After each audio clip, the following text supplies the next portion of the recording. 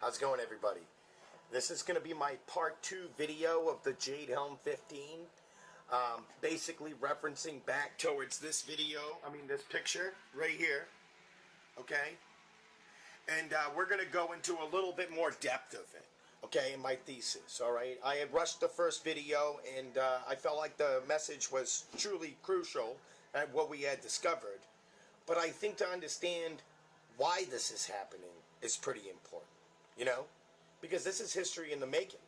All right, in this country, as a citizen, you honestly have no rights. You know, if you really had rights, why do we always have to ask permission on, whether you want to be gay and get married? All right, if you were really free, okay, like, our Congress and President passed the National Defense Authorization Act, how does that make you feel? So then they ask you, like, how does it make you feel? It sounds like you're a day late and a dollar short in your opinion. It doesn't even matter. You didn't even have a say on whether the act even got approved. All right. In this video, we're going to go ahead and step back a little bit in time. Just a little bit. Not too far. Okay? Well, in fact, we're going to go really far back, but not for far too long. And I'm going to try my best to not bore the shit out of you guys.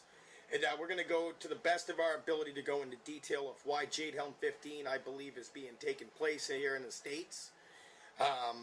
And why it's significant. And, why people should really make a fuss about it, all right? Because most of our issues today that we have obligated ourselves to are pre-designed. I mean, the list goes on to all the distractions that they form for you. That's what news has come to, that we dig up old scandals, old distractions to keep the distraction going. The point is I'm going to explain to you why I believe that Jade Helm's taken place. How you really lost your rights was through the Patriot Act. You needed 9/11 to have the Patriot Act.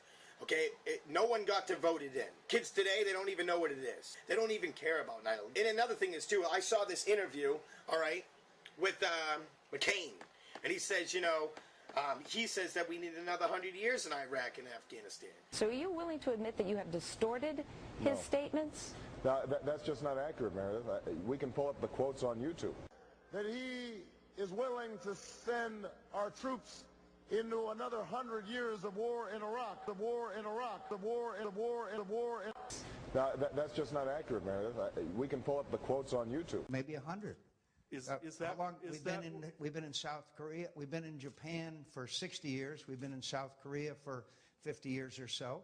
That'd be fine with me, so as long as Americans are not being injured or harmed or wounded or killed. Then it's fine with me. I hope it would be fine with you if we maintain a presence in a very volatile part of the world where Al-Qaeda is training, recruiting, and equipping and motivating people every single day. No, that's just not accurate, Meredith. We can pull up the quotes on YouTube. We are bogged down in a war that John McCain now suggests might go on for another 100 years. That's just not accurate, Meredith. And when I am President of the United States, we will end this war. And if you look at every other country that we've ever gone to war with, we never left.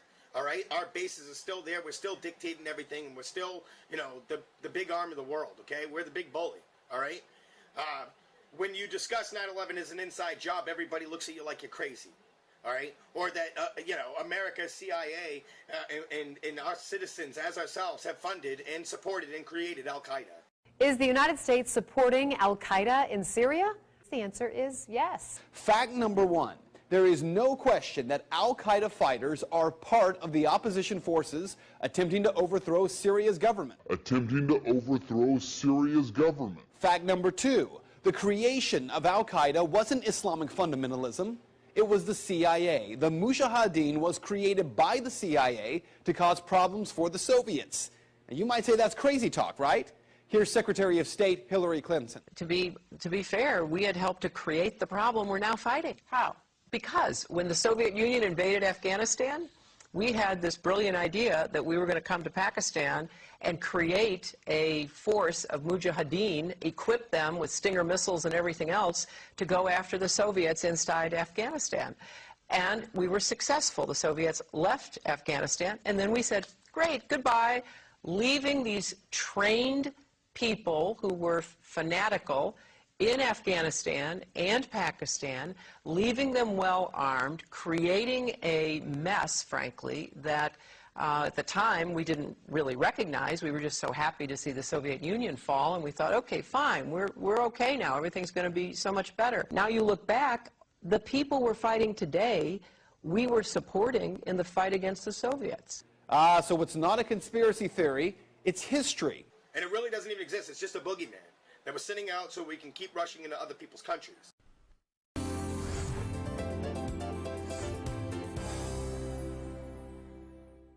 We're sitting down with Michael Scheuer, the man who had served in the CIA for more than 20 years, up until 2004.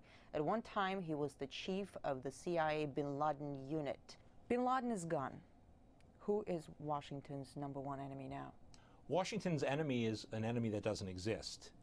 We're fighting an Islamic enemy that Washington believes is out to kill us because we have elections, because we're free, because we have women in the workplace.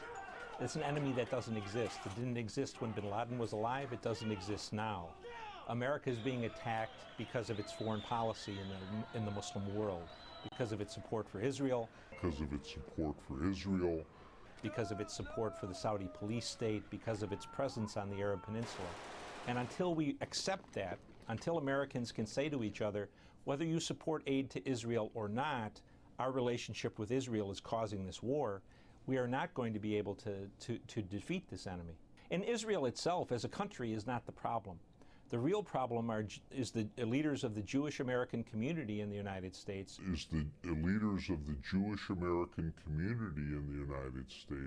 Who influence and corrupt our Congress to support Israel when we have no interest there.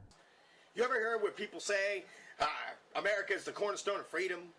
That without us, once we fail, the world has completely failed? Well, this is exactly what this is. If you think about it, they want to get to know the people, they want to get in there so that they can sit there and learn how to interact with us so they can, attack the ones that, have a brain, that can make people think, people that know history, You get these people out, all right, then you start, going after the dissidents, you start creating order. All right. Next, people are afraid. They start to see what's going on. They're not going to go anywhere. They're not leaving. Once this gets implicated into the United States of America, it's only going to get worse. Okay. There's things that you guys go to work and, you go to do your 9-to-5 job, what you think is the right thing. But honestly, you're not paying attention. You don't know what's going on. You really don't. And your little coffee news, you go to work, you have your little conversation about, I don't know, like when 9/11 happened, or a little bit of crazy stuff. And most of the time you'll be told, I don't really care. I'm just here to work. Let's make some money. Woo! Yay! So I know what it's like to live in the haze and not really give a shit about what's going on. But I hate to tell you, too, one day you're gonna be forced to either care or give up. The Patriot Act, that was the first cornerstone of the death of the Constitution. The National Defense Authorization Act, the Trans-Pacific Partnership Trade, which you guys probably have no idea what that is, leading to the North American Union. You got the petrodollar. You've got countries pulling out of that. BRICS banking system, pulling out of the IMF, which is the petrodollar, the International Monetary System of the Federal Reserve, and everybody's going private. And you know what? We're being forced to it, too. All right? We're a debt-based economy. Monopoly money, okay? We are cashed out. We're $19 trillion in debt, and you don't even know it. What does that mean? That's like $80,000 per American woman, man, child, and unborn child in this country. Do you have $60,000 to $80,000 in your back pocket? Because if you do, it belongs to them, and they want it. And I know you don't. So you know what that means? That means that the land that you're standing on is what they want. Now, how history comes into play is because we're a nation that's governed by consent. And if you sign into a contract of something, as long as you consent to the contract, it's A-okay. And if you don't question the contract or even know that you're under a contract, then that's really your fault, okay? But those who question the contract and begin to research the contract and find out that, hey, there's some fraudulent activity, there's a lot of things here that I didn't know about, that if I did know about, I would have never signed to this contract. That makes the contract fraudulent, because now you're being subjected to things that you had no idea was originally in the contract, so now the contract's null and void. Well, they want to protect the contract. They want to protect this government that exists today. And America is the cornerstone of freedom because we are governed by consent. But you don't know that anymore. In fact, everybody, you sit there, every time you tell them something bad, there's nothing we can do about it. What do you want me to do? Care, motherfucker! Care! In this video, we're going to discuss a lot of things. We're going to go into the real minutia. Not underground caverns, not fucking secret alien races, not bullshit. We're going to go into the real details following up until today. Okay? And it might even wake something up in yourself. You ever heard that saying, the self will rise again? Let me show you something. What is this? What's the area that's under attack? What's the area that's in red? That's the South. Why? Well, we're going to get into that. The exercise will take place between July and September of this year. Just to go into a little bit and just explain what realistic military training is. The bottom line is realistic military training is any training that's conducted off of a military installation. What it does, U.S. SOCOM Special Operations Command in Tampa, Florida, commanded by General Votel, has put a process in place for us to ensure that we're doing the proper coordination between the Department of Defense and the local governments. Between the Department of Defense and the local governments. That we're going to be there and that they know that we're conducting activities in their backyard. Within the process, one of the biggest things is obviously the letter of invitation from local officials, from the county commissioners. Also, we coordinate very closely with all of our law enforcement folks. We've already met with the state DPS. Yesterday I had the privilege of meeting with the sheriff and the chief deputy and explaining the exercise in thorough depth with them. So they are aware of the exercise that's going on. And then also we do a licensing agreement with everything that we do. So if we're on private property, we do a licensing agreement with those that allows us to use those property in that fact. Within Brazos County, the activities that will all occur at the Teaks facility and the Riverside campus. So in the big scope of the thing, this is one pinpoint or two small pinpoints in a larger exercise. The exercise is actually an 8-week exercise taking place across 7 states. As you can see up there, it spans the whole southwest of the United States. We've also added Mississippi, and we have a group also working out of Florida. What it's going to do for us, it's a SOCOM-sponsored exercise with Special Forces actually executing it and Army Special Operations bringing it all together. What it's going to do for us, what it's going to do is going to provide, in a bigger scope of thing, it's going to provide the capability to conduct unconventional warfare across the globe. What it's going to do for us, what it's going to do is going to provide the capability to conduct unconventional warfare across the globe, across the globe, across the globe. To put unconventional warfare into a perspective, you see it a couple different places up there, unconventional warfare, and I'll explain that from a historical perspective. So conventional warfare is troops on troops, tanks on tanks, uniform enemy against uniform enemy is the way conventional warfare is generally defined. Unconventional warfare, from a historical perspective, if you think of World War II, Germany came in and they took over France. The French did not want them there. They formed the French Underground. The French Underground conducted activities such as subversion and sabotage. They would hit logistics lines to demoralize the Germans. So what a lot of folks don't know is there were American advisors with the French Underground throughout World War II, assisting them in planning and conducting those types of activities. Since 1952, United States Army Special Forces has had the charter to conduct unconventional warfare throughout the globe. Across the globe. The last 15 years, we have been in Afghanistan and Iraq. We've been doing more of a counterinsurgency role rather than being able to enable an insurgency across the globe. Rather than being able to enable an insurgency across the globe. So therefore, what we're doing is the capability to conduct unconventional warfare across the globe. Bringing these guys back, and we're dusting off the skills that they already have, because every Green Beret learns unconventional warfare when he leaves the qualification course. He knows it inside and out. A lot of these guys haven't practiced it in the last few years. So we're bringing those skills back to the forefront for them. The activities that are going to occur in Brazos County will occur between August 15th and August 21st. The actual length of the exercise goes from about July 15th until September 11th. We'll end on September 11th and head back to home station. Who's going to be participating in this? Here in this area, in Brazos County, we'll have Army Green Berets. Army Green Berets will be doing those pinpoint operations out there at Teeks and Riverside. We'll have Navy SEALs who will be conducting targets and training down in the Mississippi area. The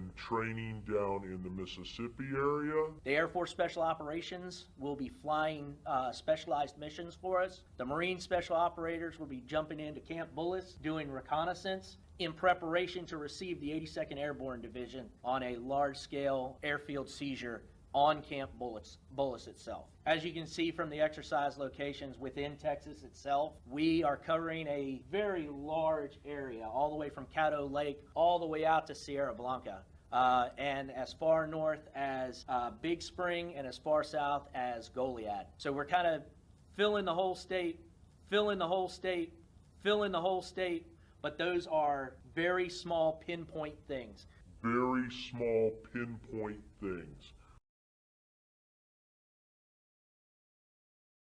In each one of those locations, there'll be no more than about 60 folks that will be there in those locations. Why did we choose Texas? Number one, we've done exercises within Texas. We've been doing them here in Texas for years. One of the things that we have always found about coming to Texas, and I know JR and I, if you count all the mileage that he and I have done, we've probably traveled back and forth across the state of Texas probably about 10 times already since July of last year. But we have not ran into anyone who is not willing to help us out.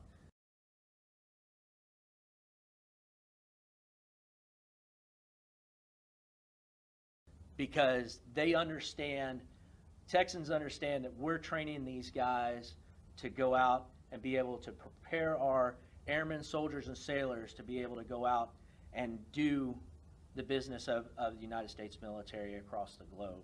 And we appreciate that Texans are very supportive of everything. The exercise is going to hone their advanced skills. That's going to cause them to interact with other agencies that they don't normally interact with. And then we need large areas of undeveloped property from the bigger perspective of the exercise to be able to practice some of the things that they'll have to do overseas.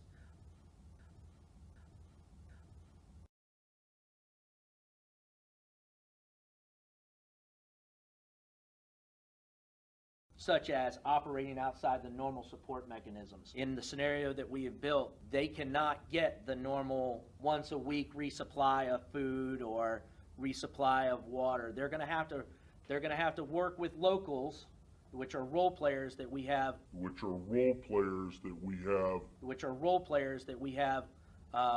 Local folks that have agreed to help us out as a role player or hire role players to be able to obtain some of the things that they need throughout the exercise. What can you expect in Brazos County? There'll be increased aircraft at night. We'll be bringing in some helicopters. We'll also be bringing in a fixed-wing aircraft, a C-130, into Easterwood. So with that being said, there may be some noise complaints that come along with that. All the activities out there will occur between about 11 p.m. and about 4 a.m. What will be the number of actual participants you'll have here during that time? For Teats and Riverside, it's a specialty. It's a special mission. Nobody will be living here. Nobody will be living here. They'll be coming in from basically Louisiana, flying in here with helicopters. Louisiana, flying in here with helicopters. And doing surgical strikes on particular specific apparatuses at the Teats location where they have the derail train, and also on the Riverside where next to the airfield they have a warehouse there. So basically, no one will be staying here in Brazos County. They'll be coming in, doing the hit and extracting. Doing the hit and extracting. Doing the hit and extracting. Time on ground would be maybe 15 to 20 minutes of exposure, then that's it, then they're gone. Can we recommend some places to you to hit? Can we recommend some places to you to hit? Can we recommend some places to you to hit? You know, every county that we have briefed has done that for us. Has done that for us. Has done that for us also. Or maybe places are people. Or maybe places are people.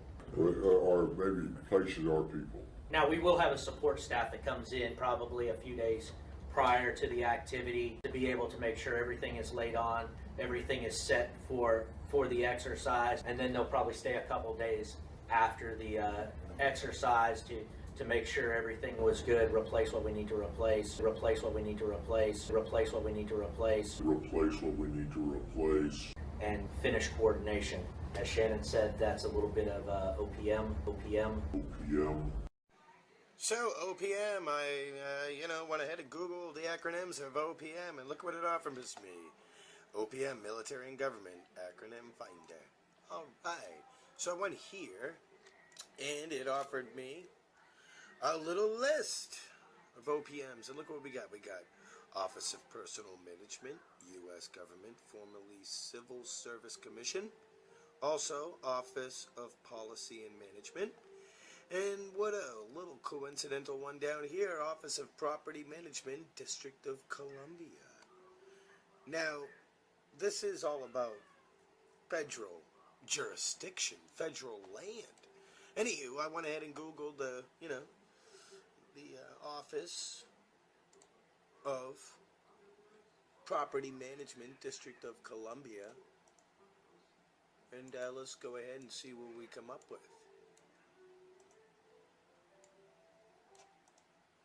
Sorry about that. I'm doing the best that I can, being hasty. So, this is our main page, DC Watch. And as you scroll down, here is their actual site that happens to do that often. Oh, here we go. So it is backed up by the federal government, you can obviously see. And this is what I believe that they're trying to do. And if you want, you can go ahead and check this out for yourself. I'm just letting you know that I believe that this is who OPM really is. Office of Property Management. All right, you be the judge. All right, carrying on. Thank you for watching. Coming into your county. And you mentioned having volunteers, local. Yes, ma'am. Those are in some of the other locations that we're going to be in. Not here in Brazos County. The folks that we'll have here as the opposing force that will be on those targets are our military folks that we will have from a liability standpoint.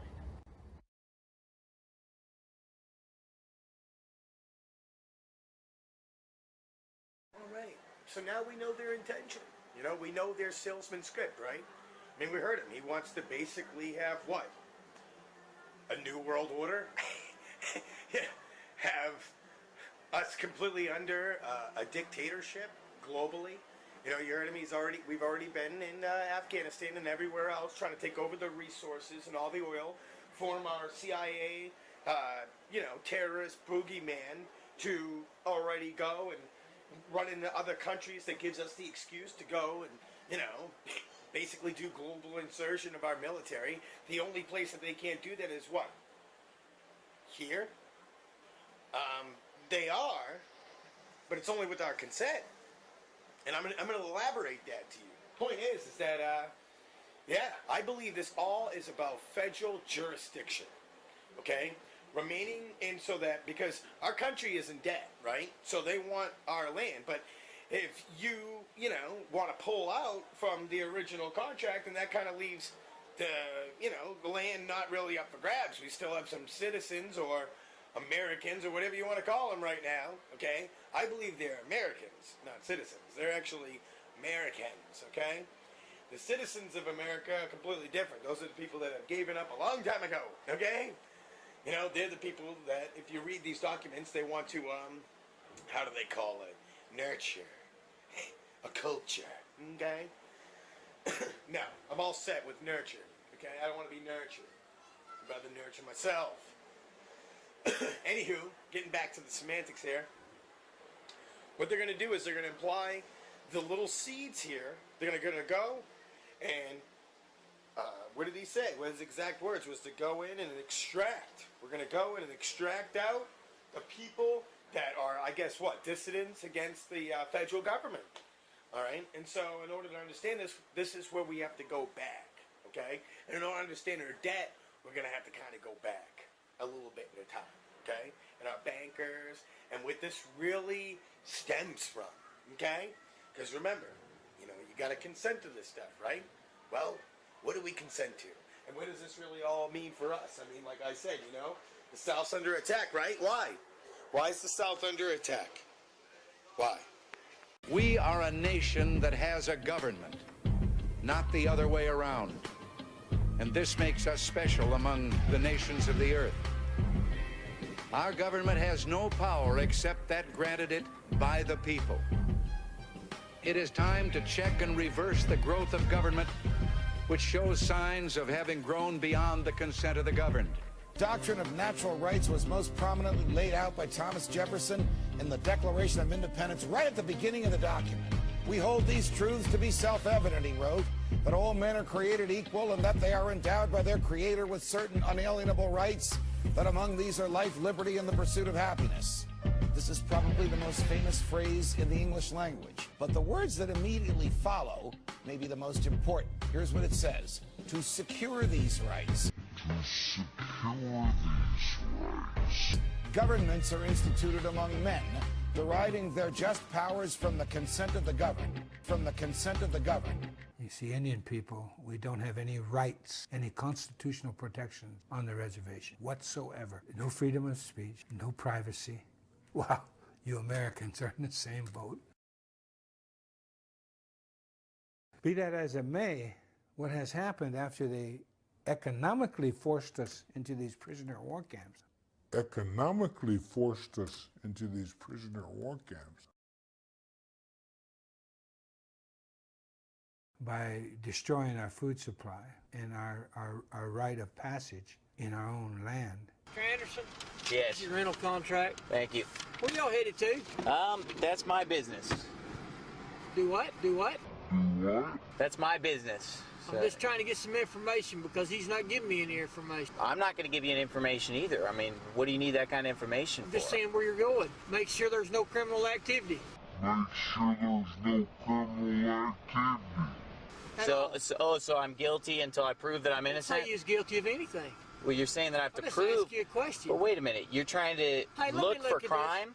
We don't know who's hauling mass destruction bombs. We don't know who's hauling a dead body. That's our job out here. A mass destruction bomb? We're in a Kia. Doesn't matter. So it's your job to randomly pull people over and search and inspect them? I didn't say I was searching you. I just asked you a question.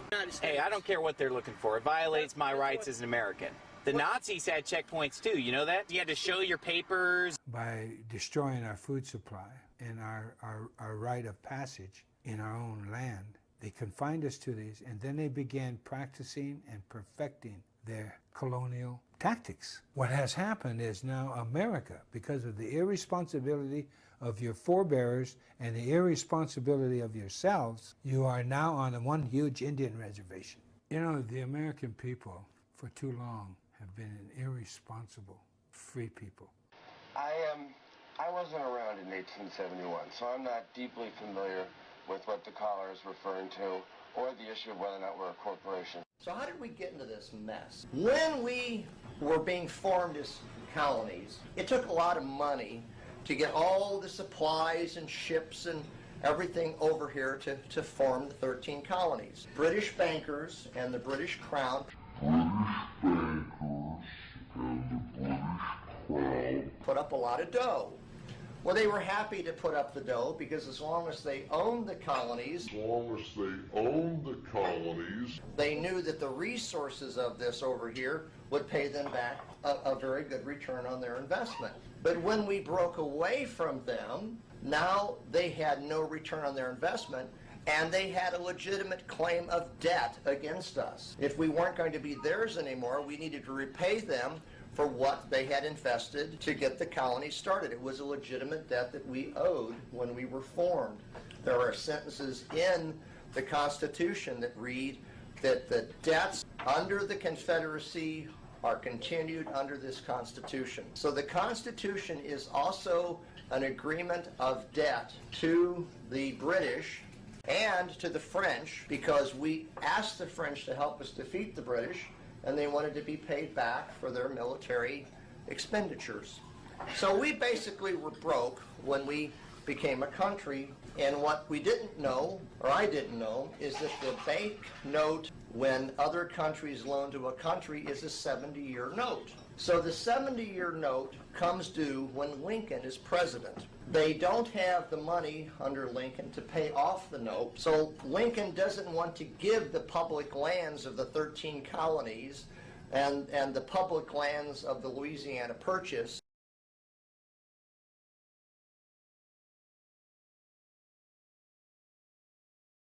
back to the Europeans in a foreclosure. He'd rather have that not happen on his watch. So he says to the European bankers, can we renegotiate the loan? And they said, well, we might do that, but we're going to want some upfront money, we're going to want better terms, and we're going to want more collateral. Under Lincoln, there were now 34 republics, many of which were not, part of the original 13, weren't part of the Louisiana Purchase. And he went to them because what the European bankers wanted was they wanted the public lands of all 34 republics to be held as collateral against the new national debt for the next 70 years. Well, when the southern states heard that they were being asked to do this in a war that they hadn't fought in, for collateral to bankers,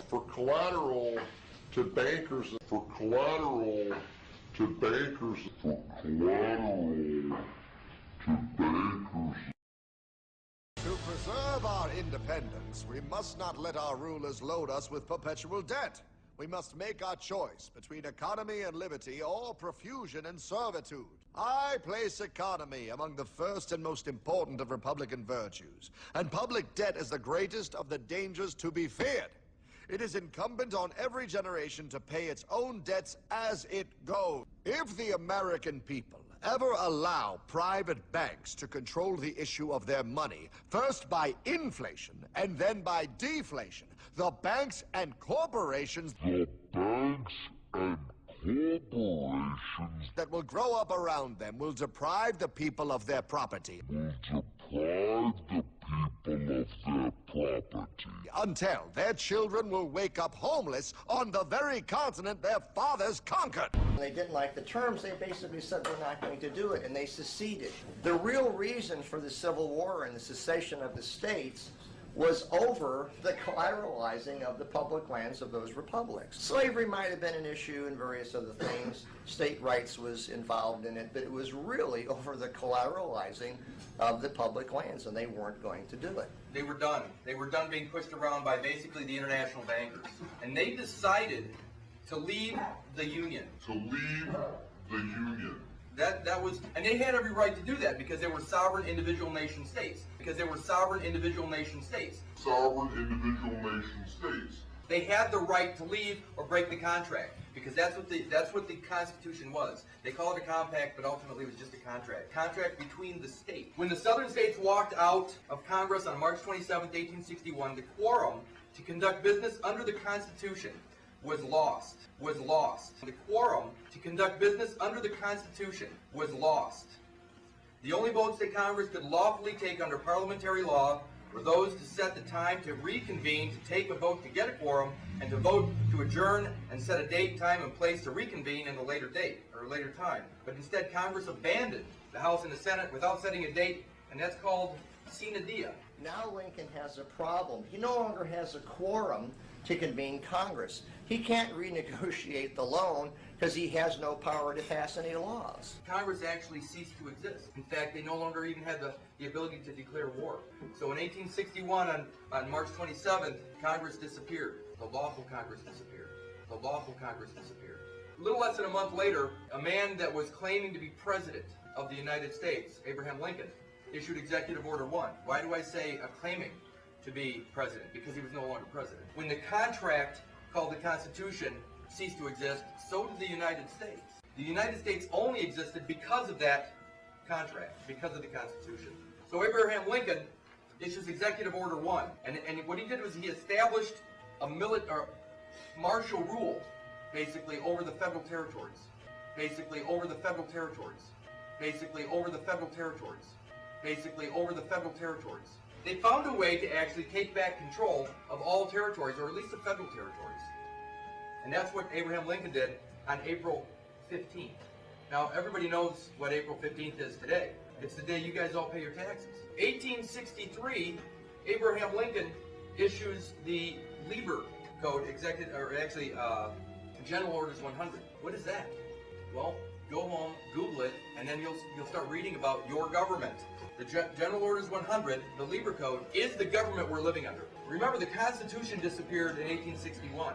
Remember, the Constitution disappeared in 1861.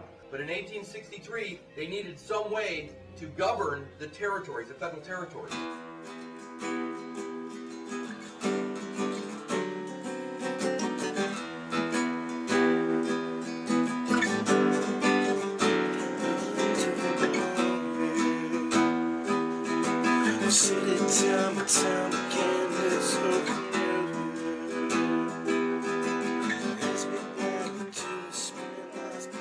The main focus is the actual states that can pull out today. They really can. You know what this is? This is basically leads back to sovereignty. When somebody says, hey, you know, I'm a sovereign citizen, and they know their rights, and they know that that birth certificate, that social security number ties them to that, there is communities living in Texas that are self-sustaining communities. And people are going there all the time. People are doing this everywhere, okay? Maybe not you. My priorities are different. I don't want to be a part of the establishment. I believe that, you know, the land is mine. This is my domain. As you saw in the beginning, this is the master of the human domain that they want. Why? Because the federal government wants control over everything. And they can't accomplish their agenda if people are winning and pulling out of the system. And they're waking people up. And that's the problem. The southern states. You know, I'm just letting you know, like, this is the reality of it. You can make up Illuminati shit. I believe they're extracting towns and people that are not a part of the system. And that's who they're looking for. All right? And anybody with guns, okay? Guns, too. You know, if you've got registered guns, too many people have actually given themselves into the system so much that, you know, we're losing. That's the thing. That's what's sad about it. All right, well, I'm carrying on now. And they did that through General Orders 100. Go home, look up the Lieber Code, that's L-E-I-B-E-R, the Lieber Code, or General Orders 100. Look it up, and you will see your government. You'll actually read it and go, wow, you know what, there's more things going on in here than I thought. It's a military government. Remember, the dictatorship was established in 1861 because there was no true Congress and there was no president. Also in 1863, the Supreme Court was abolished. Why would they need a Supreme Court when there was no Constitution? The Article 3 judiciary didn't exist anymore, so why should they pretend they need the Supreme Court? They reestablished a new Supreme Court in the District of Columbia that they controlled completely, but it's not the same Supreme Court. In 1865, I say the second 13th Amendment was created. Why? Because the first 13th Amendment was the amendment that didn't allow attorneys to hold office. You couldn't have a title of nobility with the original 13th Amendment. That was still part of the original organic Constitution. What did they replace it with? In 1865, the one that everybody talks about being so good. It was the freeing of the slaves. That's what they say. The 13th Amendment was not about freeing slaves. It was about creating a government where voluntary servitude was a possibility. Voluntary servitude was a possibility. Voluntary servitude. In 1870, the 15th Amendment was passed. What amendment is that? That's the amendment to the legal right to vote. Legal right. Not lawful. Legal right to vote. What did they do? They made it so you had to register to vote to participate in their legal system. Their legal system. Did you need to register prior to that? No. You actually had a right to participate. Now you had to register. In fact, what did they say? Voting is a privilege. It is. It's not a right. It's a privilege in their world. And they've made it a privilege. And you know what?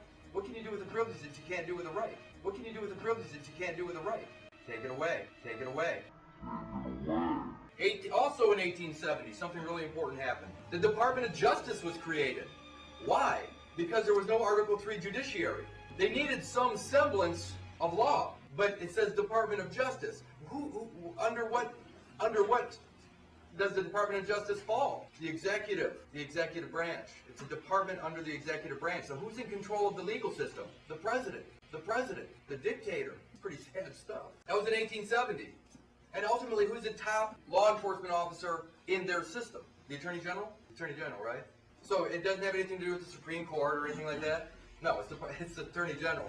In 1871, then, a new private municipal corporation was created under the Organic Act. And this new private municipal corporation had a charter, a document of incorporation. And that was called the Constitution of the United States of America. It's a private corporate charter. This is not the Article 6 Constitution that says this Constitution, the one that was written in 1789. It was the Constitution that was assembled and put together in 1871. It's not this Constitution that they speak of in Article 6 of the Constitution, the original Constitution. It's a Constitution that resembles this Constitution. When they said this Constitution in Article 6, what are they saying? They're saying this moment in time, this Constitution. It's not a living document. It is very specific. The one they have now is living, because they can change it up and do whatever they want. And very soon they will. And very soon they will. This funding shall commence in conjunction with the first attack on classified. Should event occur in urban areas,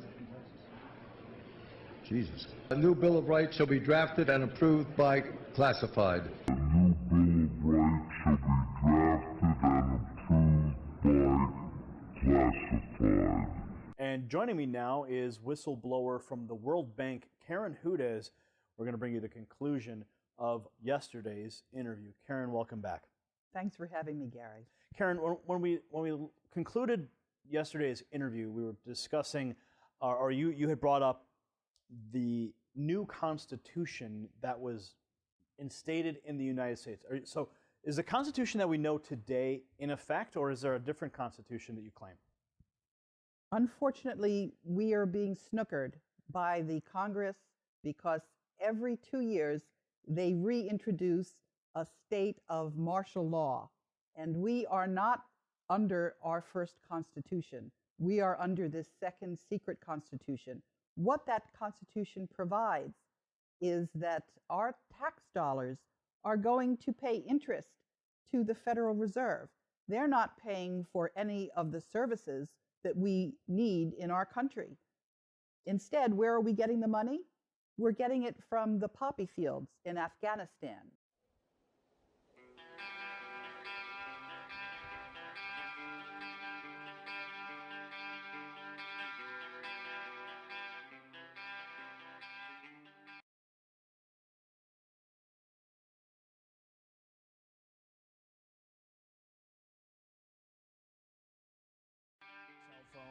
Whether it's 90% plus of the world's opium supply, 90% that is a multi-billion-dollar business. And if you think these fucking industrialist cocksuckers that are running the world are gonna leave that money behind, you're fucking crazy. Dude, they've got United States Army troops guarding Poppy Field. There's fucking so much heroin there. I mean, it's incredible. The fucking brother of the president of Afghanistan. His brother was selling heroin and getting paid by the CIA. I mean, god damn it. Heroin is absolutely addictive, okay? People who try heroin get hooked. Heroin is everywhere, okay? So you need to sell it. Someone's selling it. Who's selling it? I don't know, but 90% of it comes from this one place where we have to be to save our freedom. You can't criticize it, because if you criticize it, you're a shithead. You don't appreciate the...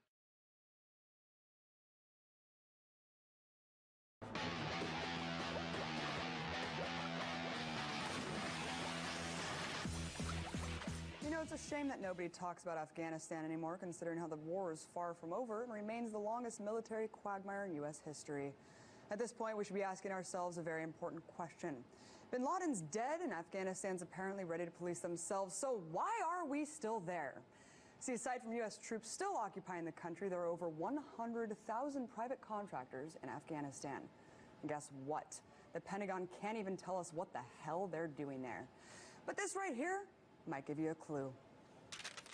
It is the most unintended and awkward consequence of our military offensive here in Afghanistan. The rout by our Marines of the Taliban from their former stronghold here in Helmand Province has put us in the weird position of being protectors of the largest crop of opium in the world. Welcome back to Fox. Welcome back to Fox. Welcome back to Fox. Some friends, Dave Briggs, he's Clayton Moore, she's Allison Camerata. We're going to head to Afghanistan this morning. One of the biggest obstacles in front of the U.S. troops there in Afghanistan is the opium trade. The Taliban is using it to intimidate the population. Intimidate the population. Intimidate the population. And the drug trade. That's how we're financing our country. This is a travesty. Now, you mentioned that the secret constitution allows for the interest to be paid to the Federal Reserve. But isn't that the Federal Reserve Act that we know that was established in 1913 when it was passed on Christmas Eve? So where does that law fall into place? You'll remember that President Lincoln was assassinated by a Jesuit. Mm-hmm. That was in order to prevent the greenback dollars that Lincoln had issued directly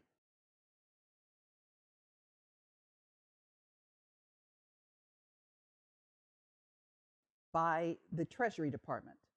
And so what happened was the bank of that day was then able to continue to earn interest on the currency of the United States. That was why he was assassinated. And the reason why we had that second constitution enacted in 1871 is that is when the Revolutionary War debts fell due. As a matter of fact, one day I opened my mail and somebody mailed me the financing statement for those debts that, together with the unpaid interest on the debts, had accrued to the trillions of dollars. Now, the concept of a secret constitution, some people might cry foul there. I don't believe a word you're saying because I've never heard of such a thing. How can those claims be substantiated? The heart of the grand deception, keeping us mired in the world of money, is keeping from us all the fact that almost every country operates with the artificial and natural person merged together as one. That means humans are being given the rights of corporations, i.e., no human rights, and artificial corporate persons are being given the rights and privileges of natural persons, more and more so. What I've learned, though, is that that authority is based 100% on our consent to being governed. And I found a Supreme Court ruling that says that the consent of the governed is a foundational principle of democracy. What's consent? We all have free will choice to consent to being governed. When we do that, we've given them permission to use their authority over us. When we use our free will to apply for or register for something, we gave them permission to create a corporation to interact between the man and the system. And it's that corporation that the system acts upon, but because we don't know who we are, we assume or we think that that is us. So when you take a look at your credit card or take a look at your driver's license or your birth certificate or any of that kind of stuff, a lot of people, and including myself, thought that that was actually me, and that's not true. So when the courts are acting upon it, all they can really act upon is the corporation. And the only reason they can act upon the man is because we agree to be the representative of that corporation and bind ourselves to the terms and conditions of that agreement.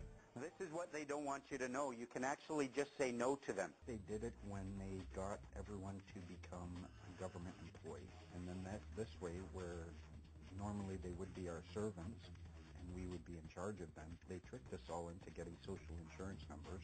These numbers identify us as a government employee. We're receiving benefits, as they call them, and therefore we are bound by the rules that bind all government employees. You are all sinners. You have a social insurance number. Do you know what that means? They have ruled. They identify it. When you go in there, they call that social insurance number an employee identification number. The fact is, your social insurance number means you are all government agents. When I hear you complaining about the government, I don't hear citizens complaining about their lawful government. I hear employees bitching about their employer. All of these rules that they use, the Income Tax Act, that's why you have to pay income tax. If you go to a temporary job placement agency, they will set you up with a job, but now you have to pay them a portion of what you earn. Why? Because you were working as an agent for them. That's why you have to pay income tax to the federal government. You are working as a federal agent under a contract for service instead of a free man under a contract. Two ways. The first is that I will show you the minutes of the meeting of the Patriots who met and looked at the State House records in Carolina when that secret constitution was enacted. And I can show you the financing statements for the Revolutionary War debt. That was the reason we got that second secret constitution. So is that second secret constitution, who is it in favor of? Is it in favor of the people or the corporate United States?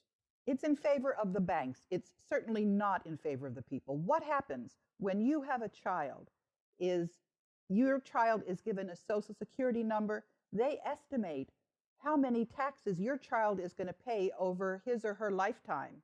And they take that birth certificate and they issue it on the capital markets and they earn money on it. Okay, so what you're saying is that the birth certificate itself creates a monetary value on the books with the Federal Reserve? I'm saying something much worse, actually. What I'm saying is that when every citizen goes into the court system, they are not seen there as themselves a U.S. citizen. They're seen as the person who had their birth certificate pledged. You're there as a debtor. You're not there as a citizen. So, because of the national debt, are you saying that Americans they're just born into debt and there's nothing that they can really do about it? They're debtors in the system. We have been converted from human beings that are citizens of the Republic of the United States into chattel. Chattel, that is a legal term for something which is property. We are now considered to be property of the Federal Reserve. We're not considered to be human beings and citizens of the United States. Respiratory count 347 or +7. Adrenal off, .74. We are. Can the American people change Washington, D.C.? In Washington today, you cannot fix Washington. Washington was created in deception starting in 1868. The 41st Congress changed Washington to a corporate-style government and gave it an area of jurisdiction of 100 square miles, which is known as Washington, D.C., or the District of Columbia today. In 1974, some of the land was taken back from Washington, and today Washington is 68 square miles. Anyone who claims to be a citizen of the United States, under legal definition of the United States, is pledging their allegiance to Washington, D.C. or the District of Columbia. They are not Americans. You can be a U.S. citizen or you can be an American, but you can't be both. It's impossible. Anyone who claims to be a citizen of the United States, under legal definition of the United States, is is pledging their allegiance to Washington, D.C. or the District of Columbia. They are not Americans. You can be a U.S. citizen or you can be an American, but you can't be both. It's impossible.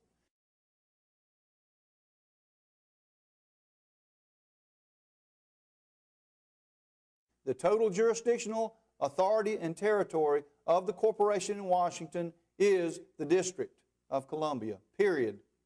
It has never been legislated any differently than that. So why is the District of Columbia ruling over the states in America? Well, they're doing it, go back to the implied consent that we talked about earlier. They are using the implied consent of the people because we are not saying no.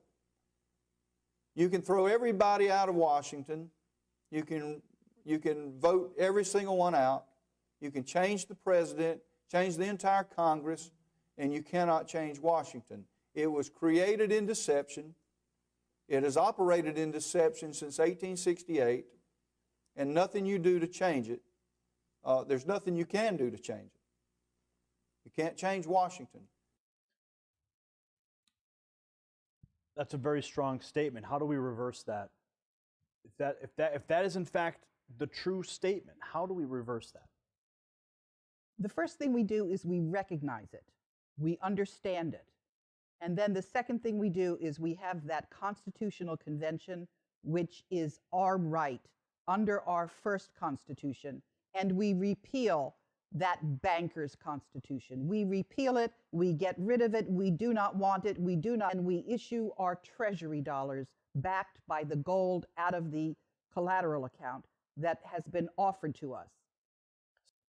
Do you think the money powers would have enough lobbying capacity to lobby for those 3/4 of the states? I mean, if you think back to when the 16th Amendment was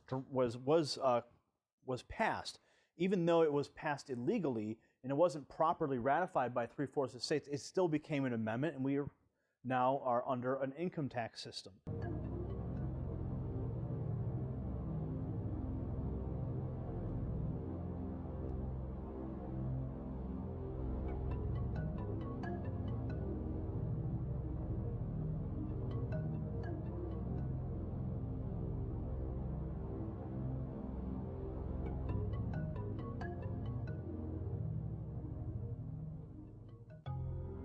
The year was 1913.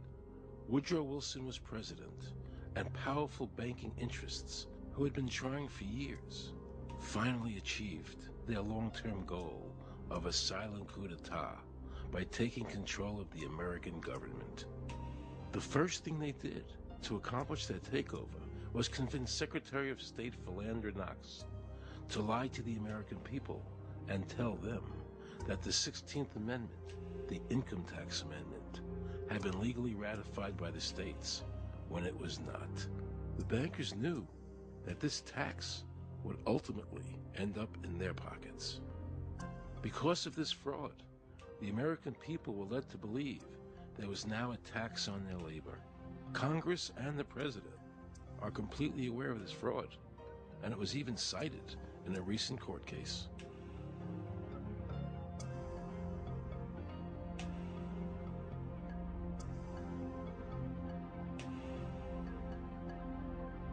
That very same year, the bankers committed their second and by far the most diabolical fraud ever perpetrated on the American people by bribing senators to pass the Federal Reserve Act without the required constitutional amendment.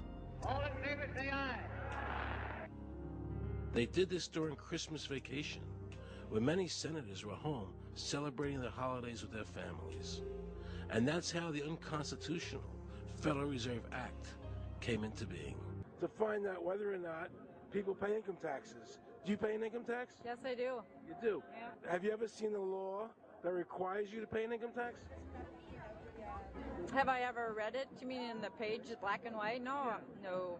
My question to you is, have you ever seen a law that says you have to pay an income tax?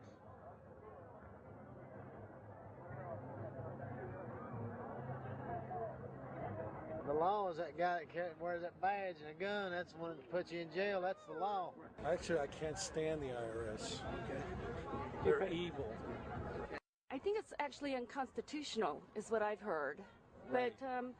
But to avoid any hassle, I pay it. If there was no law and I wasn't afraid of them coming and taking me to jail, absolutely, I wouldn't pay taxes. Okay, then no, I wouldn't pay income taxes. It's a no-brainer. You wouldn't pay it. I wouldn't pay it. Why would anybody? Because that's what they tell us we must do, else we're bad Americans. Would you pay it? No. Would you pay it? No. Why would you pay taxes if you don't have to? The income tax is not legal because it would be a direct tax and it is not apportioned as the Constitution demands. If it's against the Constitution, then why are we doing it?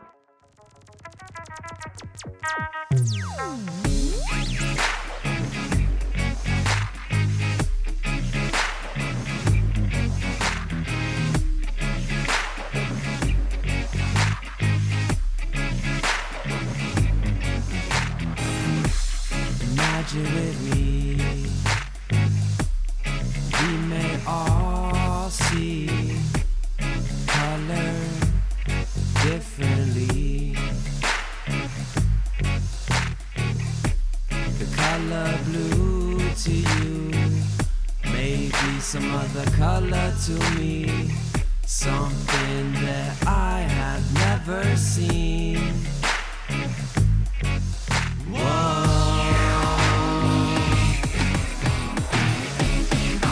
Color blind, color. Some people that you might want to think about talking to. One would be Don Alexander, who's a former commissioner who's here in town in Washington. Another would be Sheldon Cohen, who is both a former commissioner and former chief counsel. All those guys, I think, could answer your question about, where in the tax law it says that you have to pay taxes. Wow, good news, I thought. So I called Sheldon Cohen because he used to be the IRS commissioner. He wrote the tax code, and he was also general counsel to the IRS. He is a true expert, and I couldn't find a better person to answer my questions. He graciously agreed to my interview. The reason I'm doing this documentary is because there are many people in America today who believe that there's no law that requires them to pay an income tax or file a 1040. And there are many people going to jail for it, fighting over it. The Internal Revenue Code is authorized by the 16th Amendment. I think it should be clarified. I think government should be transparent to the people. Why doesn't the IRS commissioner sit down with them and just explain it in clear English? Why? I don't think they really care. They don't think. I think they're just playing word games. I think they're just playing word games. Yeah, You don't think they're sincere people? You know? No, I don't think they're sincere people. What does voluntary compliance mean? And why does the IRS code say it's voluntary to comply, not mandatory? That's a word euphemism we use. We use voluntary compliance when we talk about traffic signals. Most people at 2 o'clock in the morning, do you stop at a red light? Yeah. Is there a cop there? Sometimes I don't. Well, I do. And most of us do. Most of us do. Right. But that's voluntary compliance. That was a complete perversion of logic. Traffic laws state that it is mandatory to stop at a red light. The IRS code says it's voluntary to comply. Mandatory and voluntary are the complete opposite of each other. Yet he wants us to believe that they mean the same thing.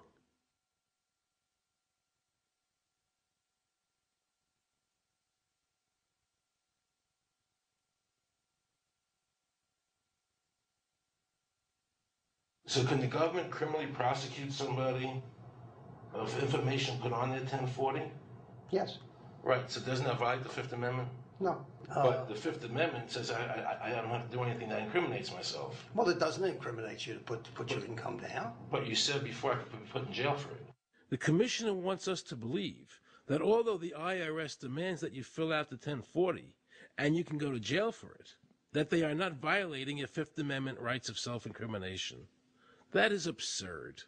Isn't it true that the word income is not defined anywhere in the Internal Revenue Code?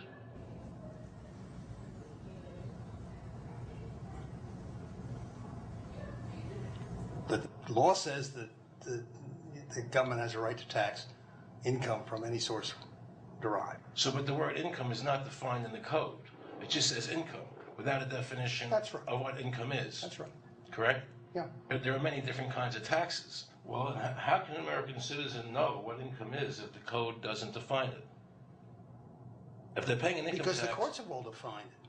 Do you remember what constitutional attorney Edwin Vieira said? The definition of income in the Constitution was given in the Eisner versus Montgomery case, and it turns on gains or profits that are made from some activity. So the Supreme Court has ruled, income is not wages, it's not labor, it's gain from corporate activity. I believe that a man's labor is his private property. That's your view, but it's not the law. The Supreme Court's even said your labor is your private property. When I go to work for somebody, it's a trade. It's an even exchange. I do some work, you give me some money.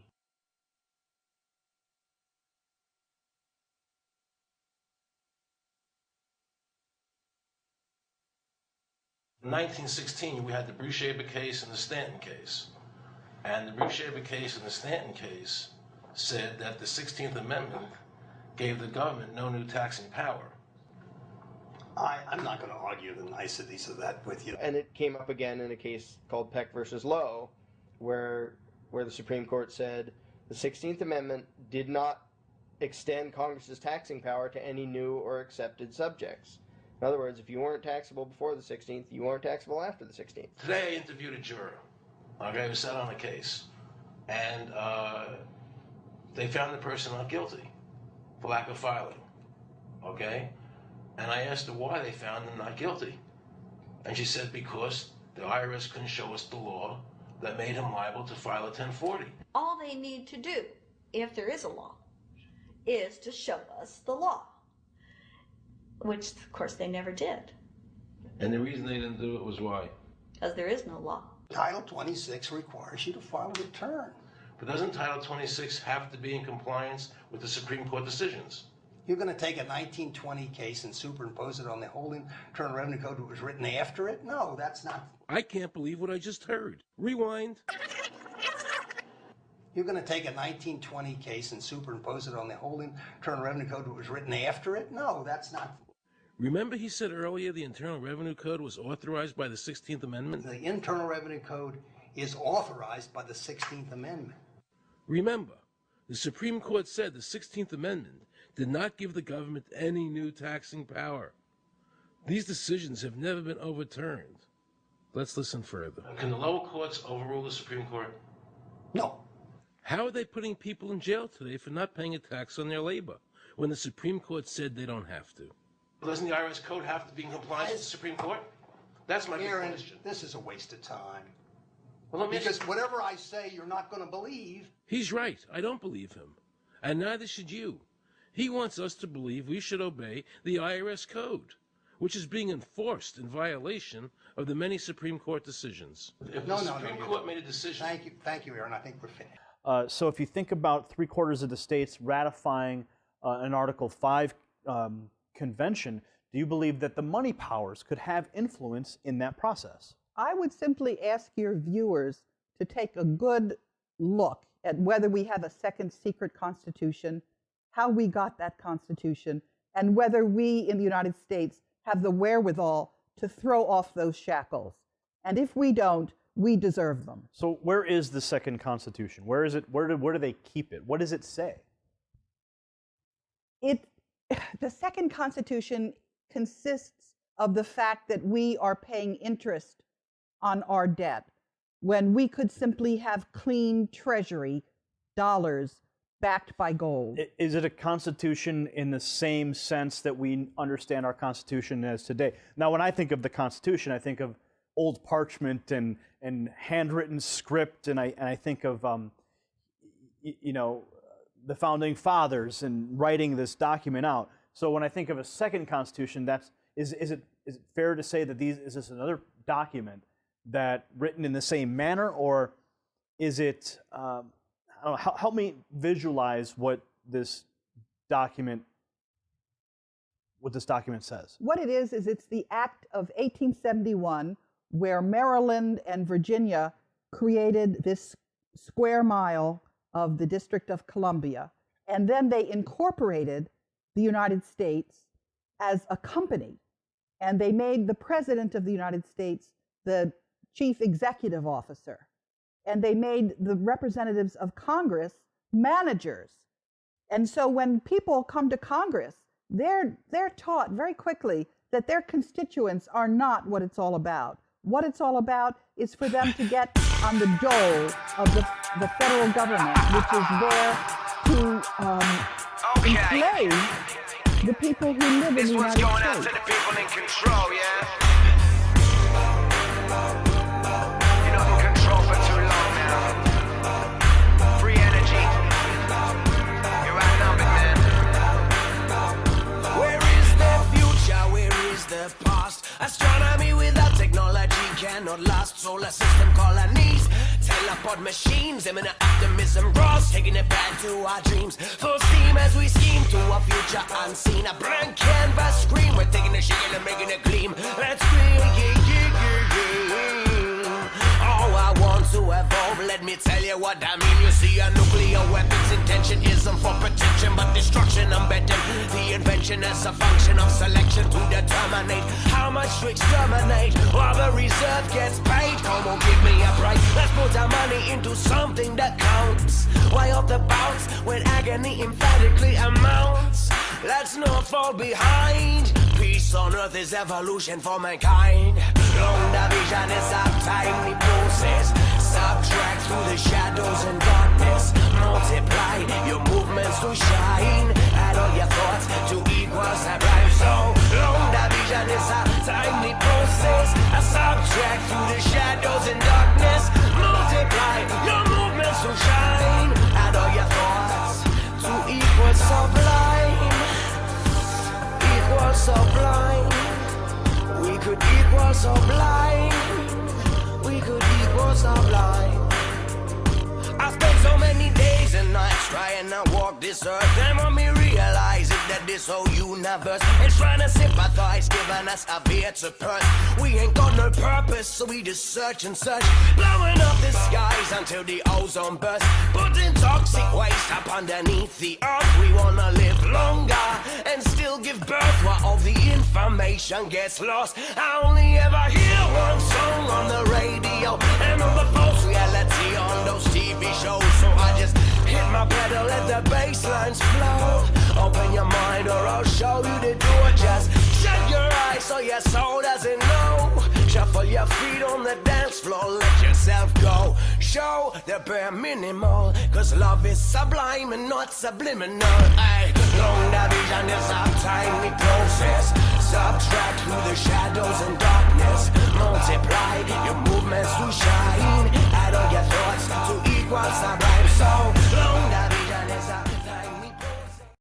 I was born 80 years ago in a country called the United States of America.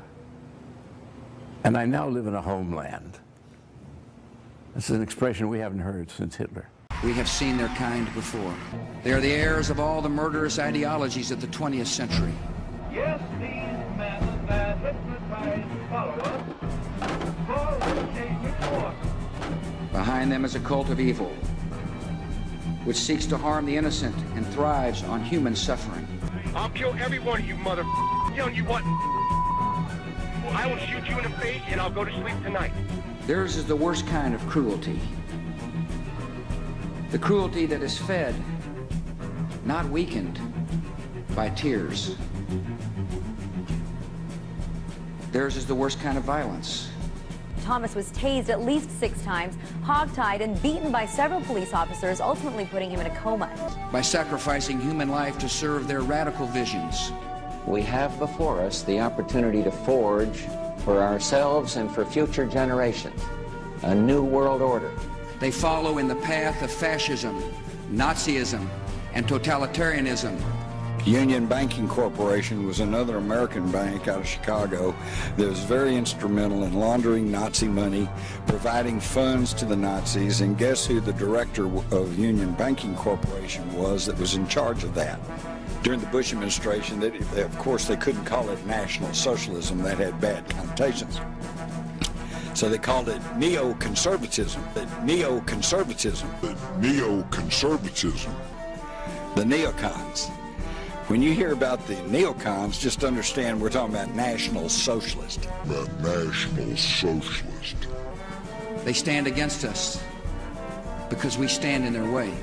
The advance of human freedom, the great achievement of our time and the great hope of every time, now depends on us. This generation will lift a dark threat of violence from our people and our future. No, I'm telling you what, I will shoot you in the face and I'll go to sleep tonight.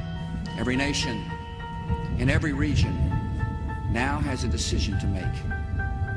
Either you are with us or you are with the terrorists. As Mayor Rothschild said, give me control of a nation's money supply, and I care not who makes its laws. He knew that he and the other bankers would now control the laws of the nation. Government gave these bankers one of its most important powers, and now had to borrow money from them and pay interest to finance the government. The Federal Reserve was created by Congress in 1913, and it was entrusted with the power granted originally to the Congress by the U.S. Constitution to coin money and regulate the value thereof. Just how rich and powerful is Lord Evelyn Rothschild? Historically, the Rothschild family wealth was hidden in underground vaults. The Rothschilds' secret financial records were never audited and never accounted for. Their family-commissioned biographies give the illusion that their family fortune has dwindled, but researchers estimate their wealth at close to $500 trillion, more than half the wealth of the entire world. Besides their many castles, palace mansions, wineries, racehorses, and exotic resorts, the Rothschilds bought Reuters in the 1800s. Reuters then bought the Associated Press, which selects and delivers the same news stories to the entire world, day after day. They have controlling interest in 3 major television networks and easily avoid media attention since they own it. They also fix the world price of gold on a daily basis and profit from its ups and downs. Over the centuries, the Rothschilds have amassed trillions of dollars worth of gold bullion in their subterranean vaults and have cornered the world's gold supply. They own controlling interest in the world's largest oil company, Royal Dutch Shell. They operate phony charities and offshore banking services where the wealth of the black nobility and the Vatican is hidden in secret accounts at Rothschild Swiss banks, trusts, and holding companies. Although Evelyn Rothschild looks like a harmless gray-haired old man, make no mistake about it, Rothschild and his ancestors have handpicked presidents, crashed stock markets, bankrupted nations, orchestrated wars, and sponsored the mass murder and impoverishment of millions. Are opposed around the world by a monolithic and ruthless conspiracy that relies primarily on covert means for expanding its sphere of influence, on infiltration instead of invasion, on subversion instead of elections, on intimidation instead of free choice, on guerrillas by night instead of armies by day. It is a system which has conscripted vast human and material resources into the building of a tightly knit, highly efficient machine that combines military, diplomatic, intelligence, economic, scientific, and political operations. Its preparations are concealed, not published. Its mistakes are buried, not headlined. Its dissenters are silenced, not praised. No expenditure is questioned, no rumor is printed, no secret is revealed.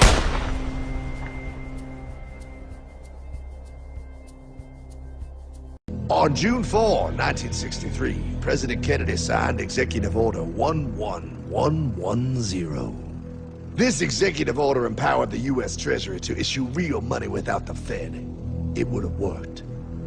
Kennedy's plan to dismantle the Federal Reserve machine had begun. But 6 months later, John F. Kennedy went to Dallas and never returned. No way they could do that! The new president, Lyndon Johnson, threw out Kennedy's order. And since JFK, no president has dared confront the secret powers behind the Federal Reserve. On the School Watch tonight, the story of a 7th grader from Salinas who claims to have made a major discovery about President Obama. She and her grandfather say that President Obama is related to all but one U.S. president. We get more tonight from Action News reporter Felix Cortez, who's live in our Salinas newsroom. Well, Dan, the youngster spent the summer, really all summer, tracing the family tree of our presidents. Her conclusion that all the presidents, with the exception of one, share the same grandfather.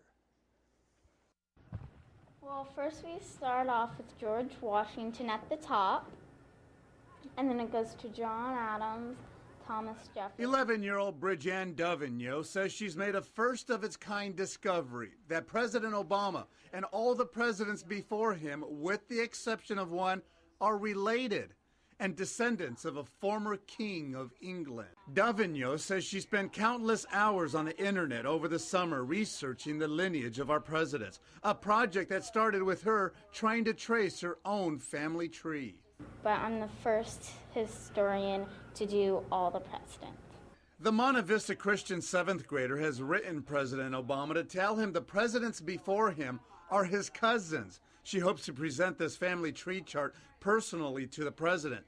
All she's saying is this guy is the great, 25th, 27th, depending on what line it is. He created all this family. So do I believe it? Yes. By the way, Bridget has concluded she's the 11th cousin of President Obama. Dan. So who is the one that President Barack Obama is not related to, according to the 7th grader? Martin Van Buren, 8th President of the United States, first U.S. president born in the U.S. Van Buren was a widowed farmer and tavern keeper from New York who helped form the Democratic Party. Served one term as president. His ancestry is Dutch, and according to the Salinas 7th grader, all of the other presidents are of English ancestry.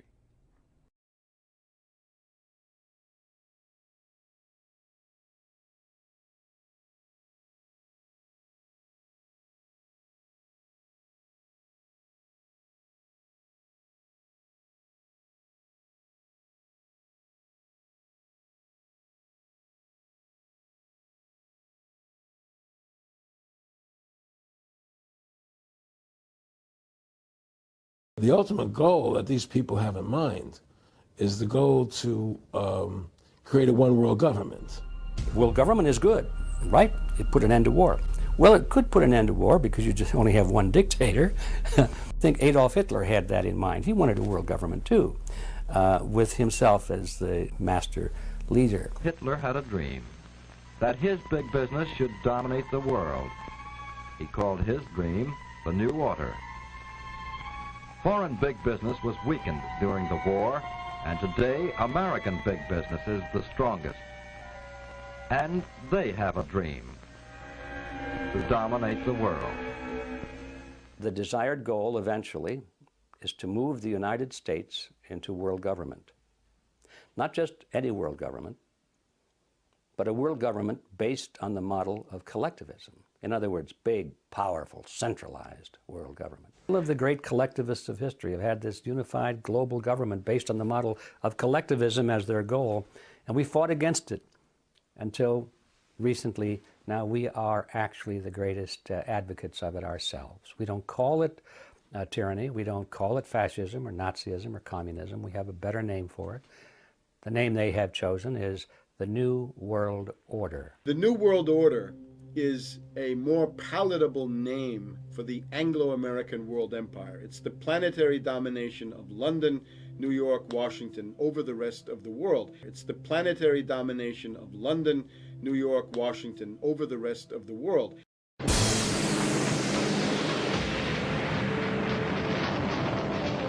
made the only decision I ever knew how to make. I did what I thought was right. 50 years ago, the United States dropped the atomic bomb on Japan. To this day, Americans know very little of how that decision was reached. The idea that the United States committed these and other horrific crimes against humanity and participated in the 9/11 incineration of thousands of its own citizens is too frightening a thought for many to consider. But even more frightening are the consequences of denial. Dick the world wars, revolutions, and big events of human history evolve naturally, or were they calculated and pre-planned? If they were pre-planned, who planned them, and what are they planning for the future of humanity? The answer to this puzzling question can be found within the boundaries of 3 of the world's most powerful cities. Those 3 cities belong to no nation and pay no taxes. They are Washington's District of Columbia, which is not part of the city of Washington or of the United States, the inner city of London, which is not part of London or England, and Vatican City, which is not part of Rome or Italy. These cities, called city-states, have their own independent flag, their own separate laws, and their own separate identity. The Vatican rules over approximately 2 billion of the world's 6.1 billion people. The colossal wealth of the Vatican includes enormous investments with the Rothschilds in Britain, France, and the USA, and with giant oil and weapons corporations like Shell and General Electric. The Vatican solid gold bullion worth billions is stored with the Rothschild-controlled Bank of England and the U.S. Federal Reserve Bank. The Catholic Church is the biggest financial power, wealth accumulator, and property owner in existence, possessing more material wealth than any bank, corporation, giant trust, or government anywhere on the globe. During the Dark Ages, the Catholic Church not only hoarded the wealth they collected from the poor, but hoarded knowledge. They kept the masses ignorant and in the dark by denying them a basic education. During World War II, the Vatican was criticized for supporting Hitler and his Nazi regime. To this day, the Vatican is still under investigation for plundering Nazi gold from the Swiss bank accounts of Jewish Holocaust victims. London's inner city is also a privately owned corporation or city-state, located right smack in the heart of Greater London. It became a sovereign state in 1694 when King William III of Orange privatized and turned the Bank of England over to the bankers. By 1812, Nathan Rothschild crashed the English stock market and scammed control of the Bank of England. Today, the city-state of London is the world's financial power center and the wealthiest square mile on the face of the earth. It houses the Rothschild-controlled Bank of England, Lloyd's of London, the London Stock Exchange, all British banks, the branch offices of 385 foreign banks, and 70 U.S. banks. It has its own courts, its own laws, its own flag, and its own police force. It's not part of Greater London or England or the British Commonwealth and pays no taxes. The city-state of London houses Fleet Street's newspaper and publishing monopolies. It is also the headquarters for worldwide English Freemasonry and headquarters for the worldwide money cartel known as the Crown. Contrary to popular belief, the Crown is not the royal family or the British monarch. The Crown is the private corporate city-state of London. It has a council of 12 members who rule the corporation under a mayor called the Lord Mayor. The Lord Mayor and his 12-member council serve as proxies or representatives who sit in for 13 of the world's wealthiest, most powerful banking families. These families and their descendants run the Crown Corporation of London. The Crown Corporation holds the title to worldwide Crown land in Crown colonies like Canada, Australia, and New Zealand. The British Parliament and the British Prime Minister serve as a public front for the hidden power of these ruling Crown families. Like the city-state of London and the Vatican, a third city-state was officially created in 1982. That city-state is called the District of Columbia and is located on 10 square miles of land in the heart of Washington. The District of Columbia flies its own flag and has its own independent constitution. Although geographically separate, the city-states of London, the Vatican, and the District of Columbia are one interlocking empire called Empire of the City. The flag of Washington's District of Columbia has 3 red stars, one for each city-state in the 3-city empire. This corporate empire of 3 city-states controls the world economically through London's inner city, militarily through the District of Columbia, and spiritually through the Vatican. The Constitution for the District of Columbia operates under a tyrannical Roman law known as Lex Fori, which bears no resemblance to the U.S. Constitution. When Congress passed the Act of 1871, it created a separate corporate government for the District of Columbia. This treasonous act allowed the District of Columbia to operate as a corporation outside the original Constitution of the United States and outside of the best interests of American citizens. A sobering study of the signed treaties and charters between Britain and the United States exposes a shocking truth. The United States has always been, and still is, a British Crown colony. King James I was famous not for just changing the Bible into the King James Version, but for signing the first Charter of Virginia in 1606. That charter granted America's British forefathers a license to settle and colonize America. The charter also guaranteed that future kings and queens of England would have sovereign authority over all the citizens and colonized land in America stolen from the Indians.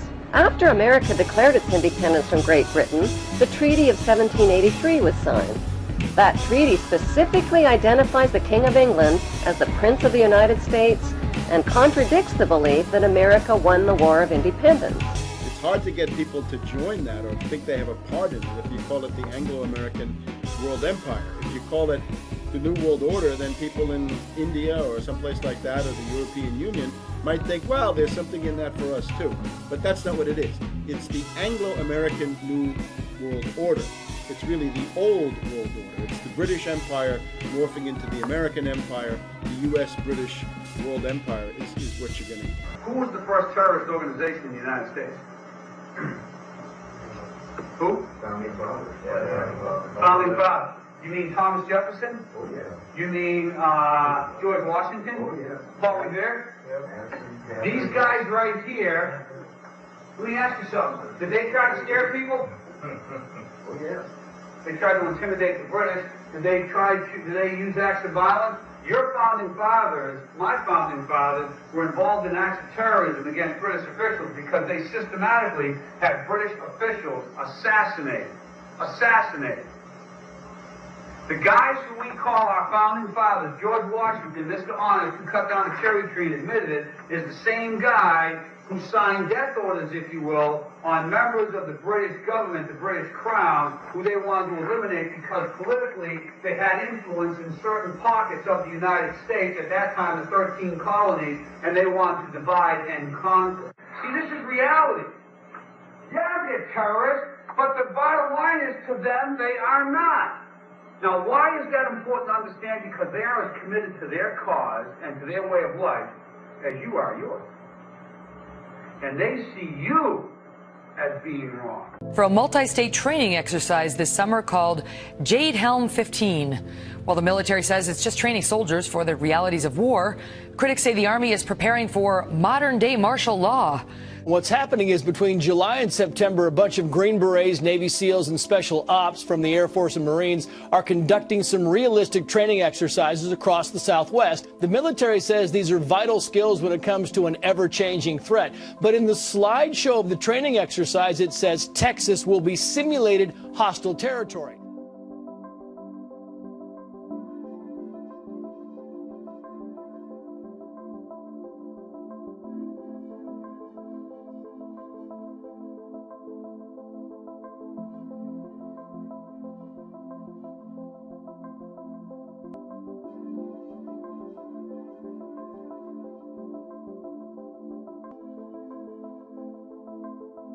And heads up, residents of Broward, BSO, and other law enforcement agencies will be assisting the military as they conduct training exercises in the skies over the next 2 weeks. So don't be alarmed if you see Black Hawk helicopters in the sky. These urban training drills will be similar to those conducted in Miami-Dade last month. My kids love seeing them flying over.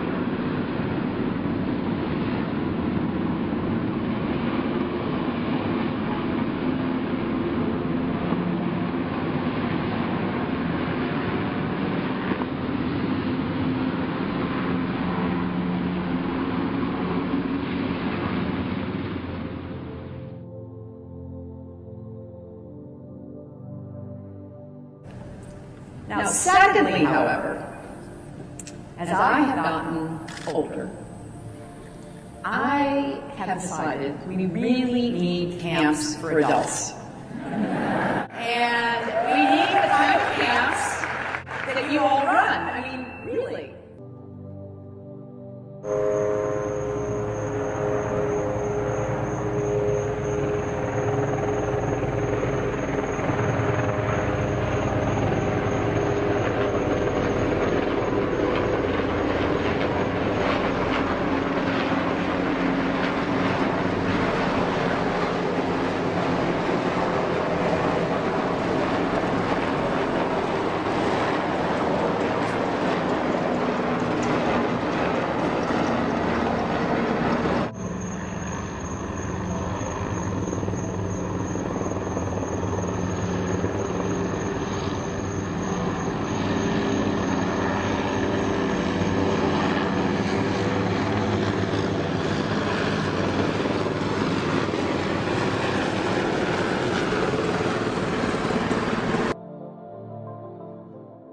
Now picture this, more than a half dozen Marine vehicles coming out of the water, moving onto shore. Inside, dozens of Marines ready to respond to any threat. That's exactly what happened today at Naval Station Mayport. As First Coast News reporter Andrew Capasso explains, it's all part of a training exercise involving Marines from all across the state. It's just not a normal thing to see driving down your street.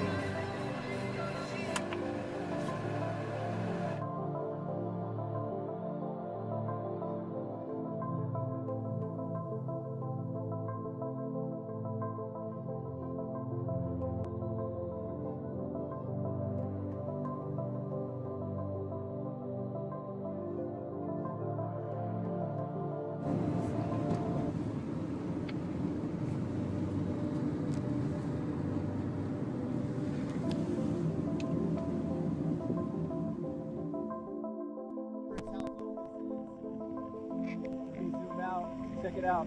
I'm at a gas station. Yeah, they're just kind of flying right overhead. Yeah, check this out.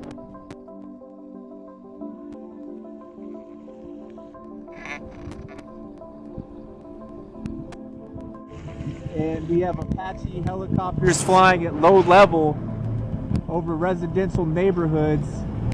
I just want to go ahead and post this.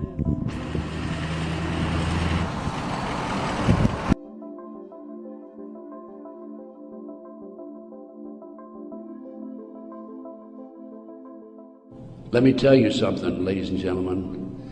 There are people in our government, a rogue outfit, whatever, I'm not sure, who are actually behind these terrorist acts. And the reason they're behind the terrorist acts is so they can pass bills like the Patriot Act. If you read their material, you'll see that it's designed to discredit people like me, former State Senator John DeCamp, and other leaders who are trying our best to expose what's happening in America today, and actually around the world. Let's go back to 1776, May the 1st. Adam Weishaupt was commissioned by the Rothschild family to set up the goals to control and take over the world with a one world government. The satanic cults are, along with our covert criminal enterprise within the government, a serious threat to our society. And I thank you very much. They seek to keep you in a distracted, naive bubble. And they are doing a damn good job of it.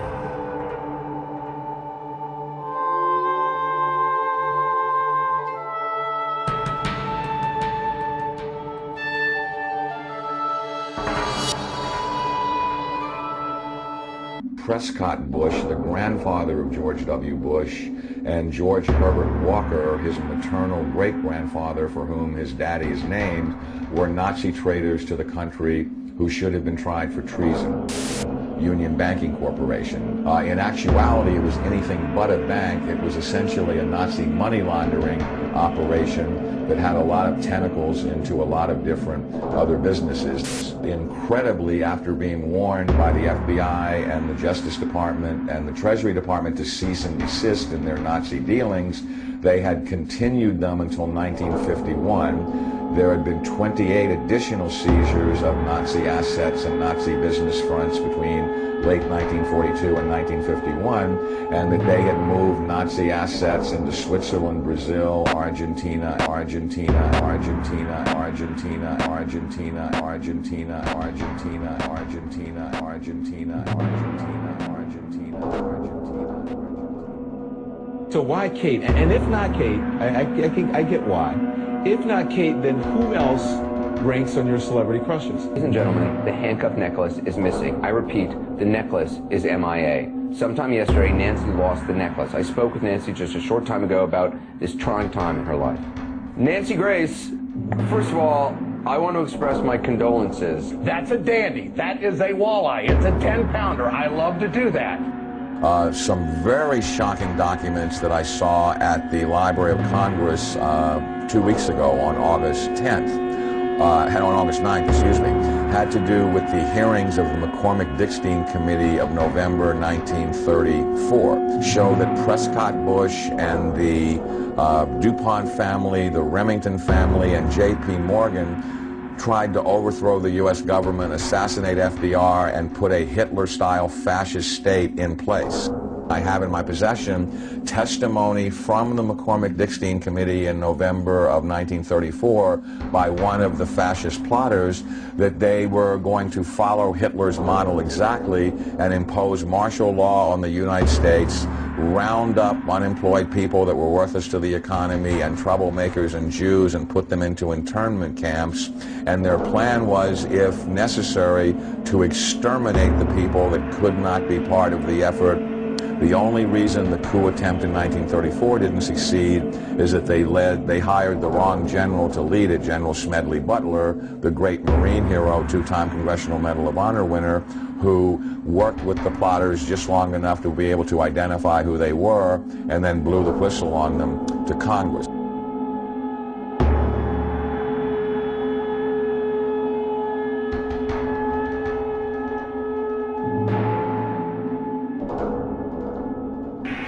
First, Mike Thompson begins a paper chase that takes him into the dark heart of fascism in the America of the 1930s as Document investigates the White House coup.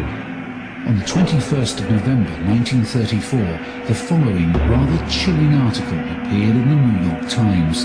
It concerns the discovery of a planned coup that could have altered the course of American history. Yet today, hardly anyone knows anything about it.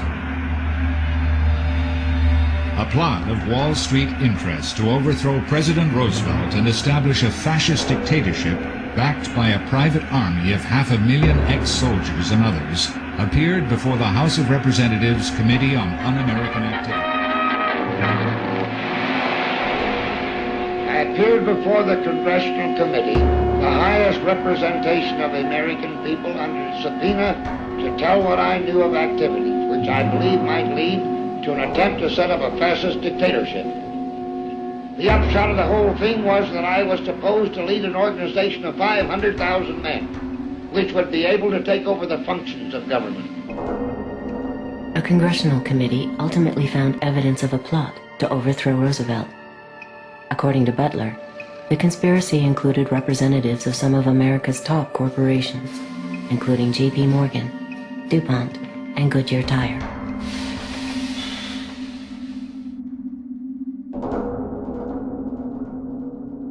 Torture and calls for justice against those who use it have never been far from the headlines since George Bush declared his war on terror in 2001. Abu Ghraib and Guantanamo Bay are now names synonymous with torture. Britain is also facing allegations that its intelligence agencies were present at torture sessions or condoned its use against terror suspects abroad. The so-called war on terror was used as a partial justification by the former US administration for the use of torture. But George Bush wasn't the first president to use that phrase.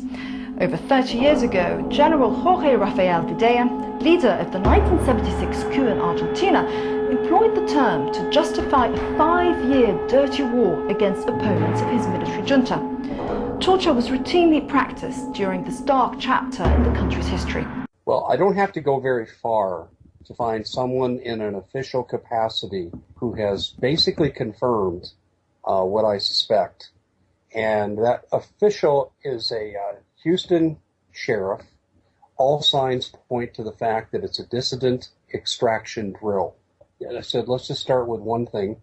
The good footage that was shot by Aaron Dykes and by Melissa Melton, where they showed black helicopters in their area and landing in open fields. And I told him this struck me as really odd because there was no corresponding military activity on the ground for these helicopters to coordinate with.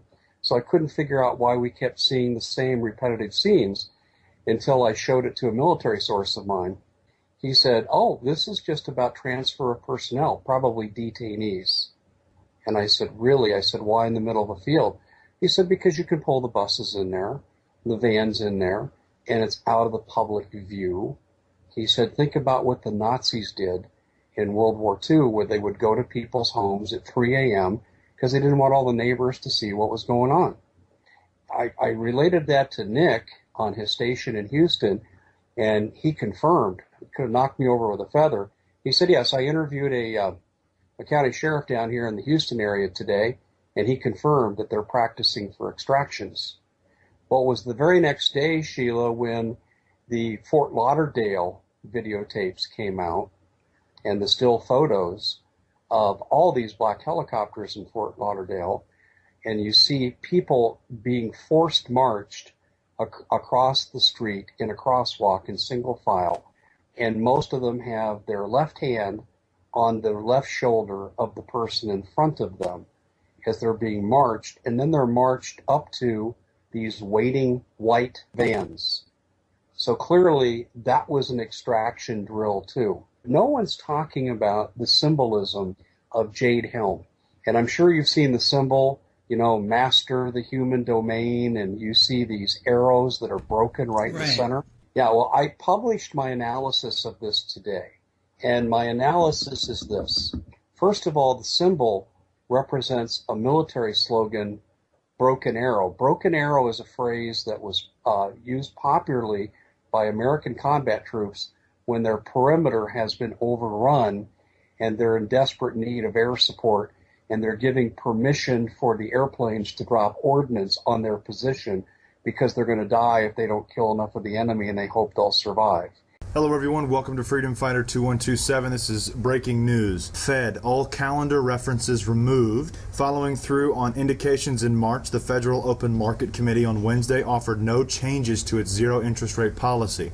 Not only did it not hike rates, it also removed all hints for what may lie ahead. The U.S. Central Bank has kept its key funds rate anchored near zero since late 2008 amid the financial crisis. So clearly we're still in the financial crisis. This is huge, huge. Texas Ranger drops bombshell about Jade Helm-15. There are trains with shackles on them. You notice what's trending on Facebook lately? Texas State Guard. A bot orders Texas Guard to monitor planned military exercises. Why am I showing you this again? Because Jade Helm is not just a drill. They are mainly worried about what's crossed the border. They are also going to worry about the people who are dissidents in America, the constitutionalists and so on and so forth, which is exactly what the heck they're training for. The reports about the coming Jade Helm-15 operation across the Southwest continue to suggest that this is not merely a standard training exercise to prepare our military personnel for foreign engagements, as has been suggested by officials. A letter sent to Dave Hodges at the Common Sense Show by a concerned Texas Ranger indicates that the government is spreading is preparing for a scenario similar to what has been described in Forrest Chin's recent novel Day of Wrath, in which ISIS terrorists cross the southern border of the United States and simultaneously attack soft targets across the nation. But the letter doesn't stop there. The Ranger, who has kept his identity private for obvious reasons, and makes clear that the scope of Jade Helm is so secret that the intent is not completely clear. ISIS claims to have trained soldiers in 15 American states. They just released a new online threat The terrorist group says they will murder Pamela Geller, who is the woman that organized that Muhammad cartoon contest that we talked about in Texas that ended up with two individuals, two gunmen dead. The terrorists also say they have 71 fighters in 15 different states and that 23 have already signed up for specific missions like the failed attack in Garland, Texas over the weekend. They go on. I don't even know if we should really read part of their statement, but the long and short of it is, like I said, that they're going to kill Pam Geller and that they have 71 trained soldiers in 15 different states ready to attack at any time. We'll see what the reality is. Presumably within the next 6 months, you'd think we would see whether it is true. Presumably within the next 6 months, you'd think we would see whether it is true. Presumably within the next 6 months, you'd think we would see whether it is true. And we have to remember that the point of terrorism is to terrorize, to make people afraid. And we have to remember that the point of terrorism is to terrorize, to make people afraid. I don't want to be laughing off what may be a legitimate threat. Yeah, it's certainly something to be wary of. We know how easy it is for them to get guns. And so it's definitely something to be concerned about. But, we just don't really know what to expect or where. If only there were a government agency, right, that could monitor everybody's communications via phone and electronically and had files on people, then they would just know whether these 71 people exist and who they are. It's too bad we don't have anything like that in this country. Yeah, well, I think will be, if what ISIS is saying is true, then this will be a test as to the effectiveness of these spy programs. Maybe we finally will get that test, because we were told initially that, oh, we've prevented all these attacks. And then we found out that may have been a drastic and gross exaggeration. Maybe we will see.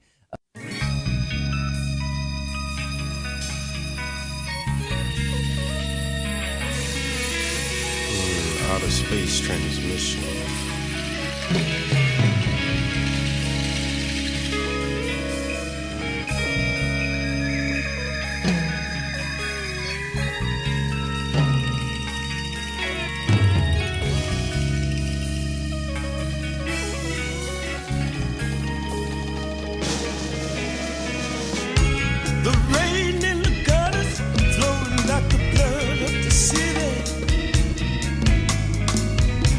The sweat that's pouring down, baby, make me feel so gritty. There's a world out there, baby, yeah, we just have to see. Gonna take you to places, baby, you will never believe.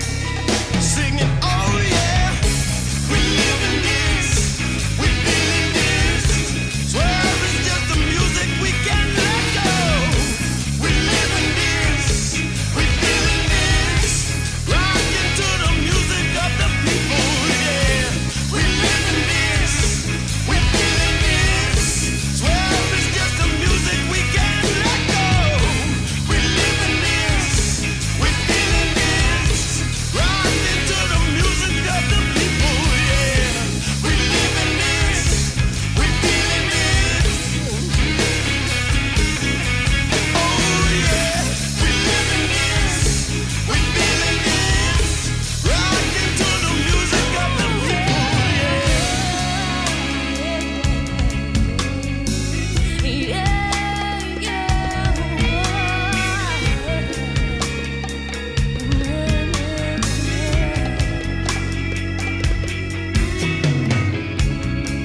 yeah, that music is about, baby, that keeps coming round again, yeah. But will this ever stop, baby? 'Cause it's never gonna end. Singing, oh yeah, we live in this, we feel in this. Swear it's just the music we can let go. We live in this, we feel in this. Rockin' to the music of the people, yeah. We live in this, we feel in this. Swear it's just the music we can let go. We live in this, we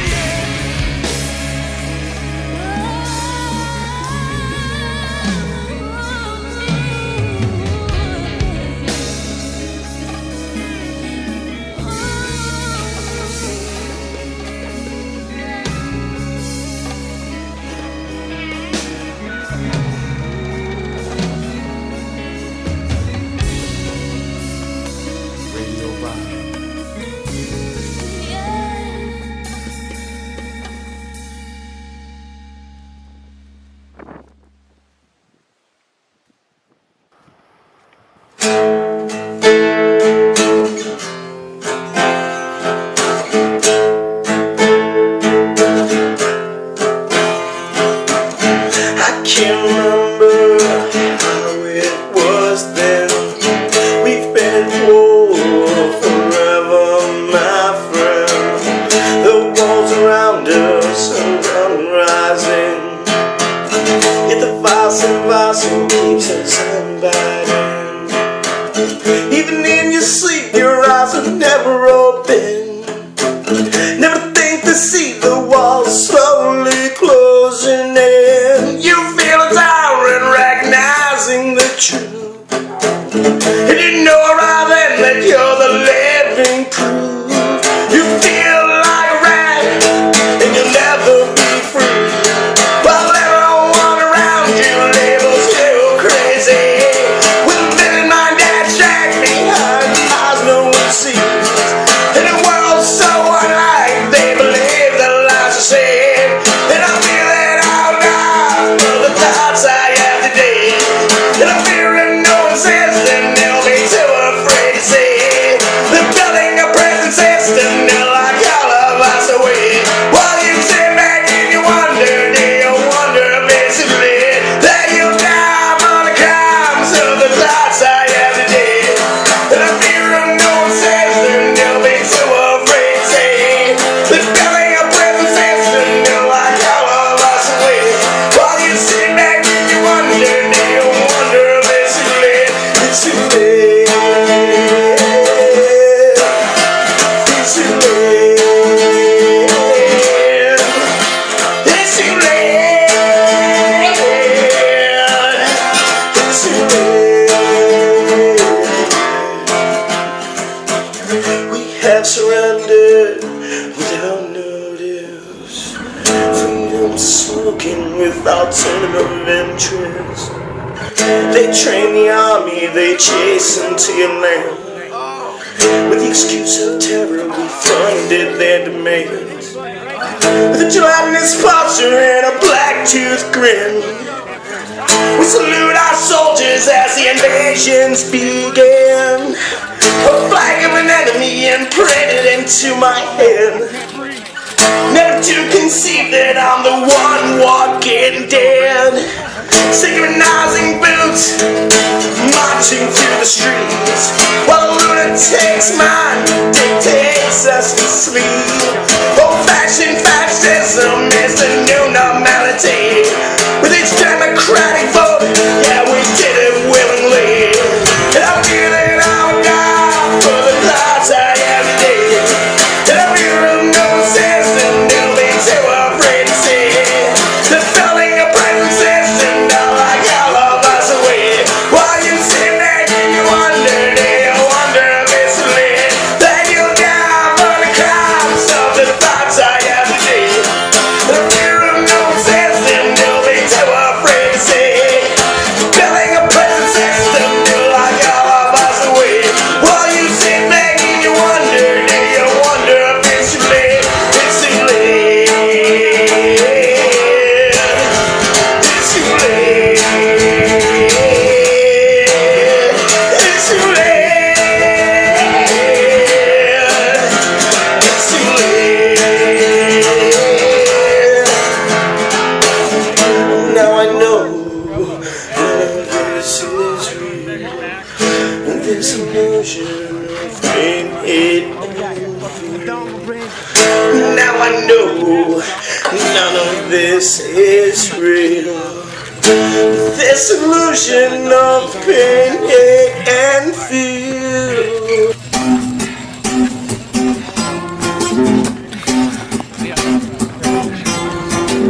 I'm feeling dizzy again. I think it's time for my medicine. Eyes are my only friend. There's nothing like the comforts of misperception. I never care how bad it gets. The ones who care are the ones that affect. Radiation's for the New York Jets. If you think you know when I'm taking bets, but don't look down the rabbit hole. No one knows how far it goes. You just keep tumbling down, and there's no way out.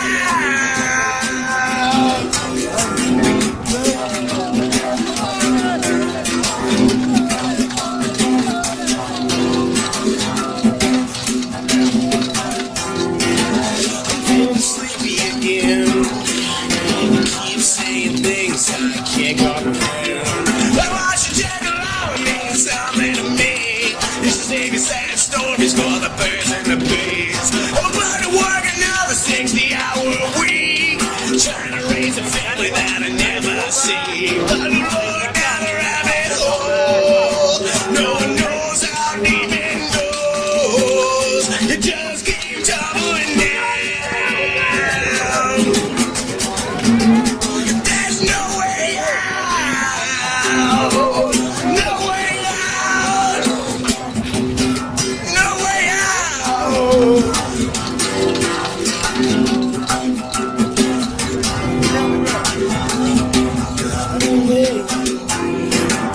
You're just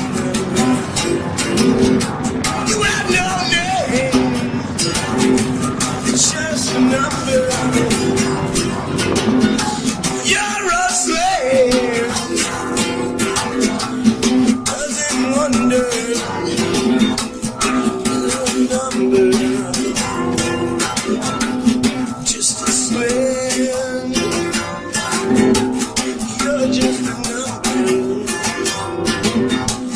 No name. Go down the rabbit hole. No one knows how far it goes. You just keep tumbling down. There's no way out. No way out. No way out.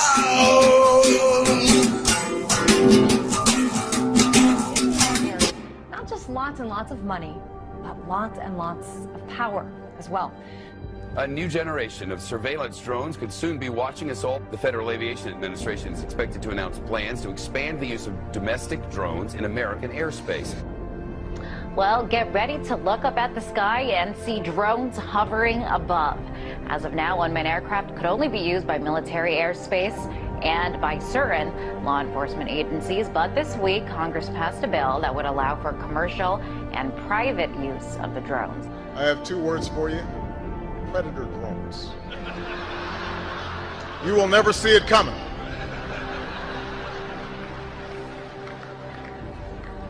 You think I'm joking? For shopping and dining over Thanksgiving and maybe watching some football games, big government Republicans and Democrats were busy shredding the last vestiges of the Constitution. Senators John McCain and Carl Levin want to enact a law that would declare the entire United States of America a battlefield for the military. They're talking about inserting the Army into domestic law enforcement. Senator Lindsey Graham, who supports this bill, says, quote, "The homeland is part of the battlefield, and people can be held without trial, whether an American citizen or not." The Department of Homeland Security buying ammunition, now looking to purchase another 21 million rounds of ammunition. This in addition, of course, to the 1.6 billion rounds that Homeland Security has bought in just the past 10 months. Now, to put all of this in perspective, the military used approximately 70 million rounds each year of the Iraq War. 70 million rounds in a war. If you look at what the Department of Homeland Security has been purchasing over the last year, it comes out to like 1.6 billion rounds of ammunition, more than 7,000 fully automatic assault weapons, 2,700 MRAP type vehicles, and now drones. Those are instruments of war. Department of Homeland Security's, who are they going to fight a war against? Something happened.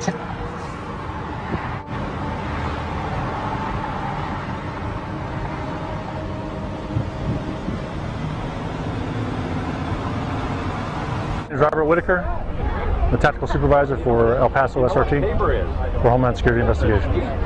Well, we have our big vehicle out here. It's an armored vehicle. It's an MRAP vehicle. It's mine resistant, ambush protected. That's what it stands for.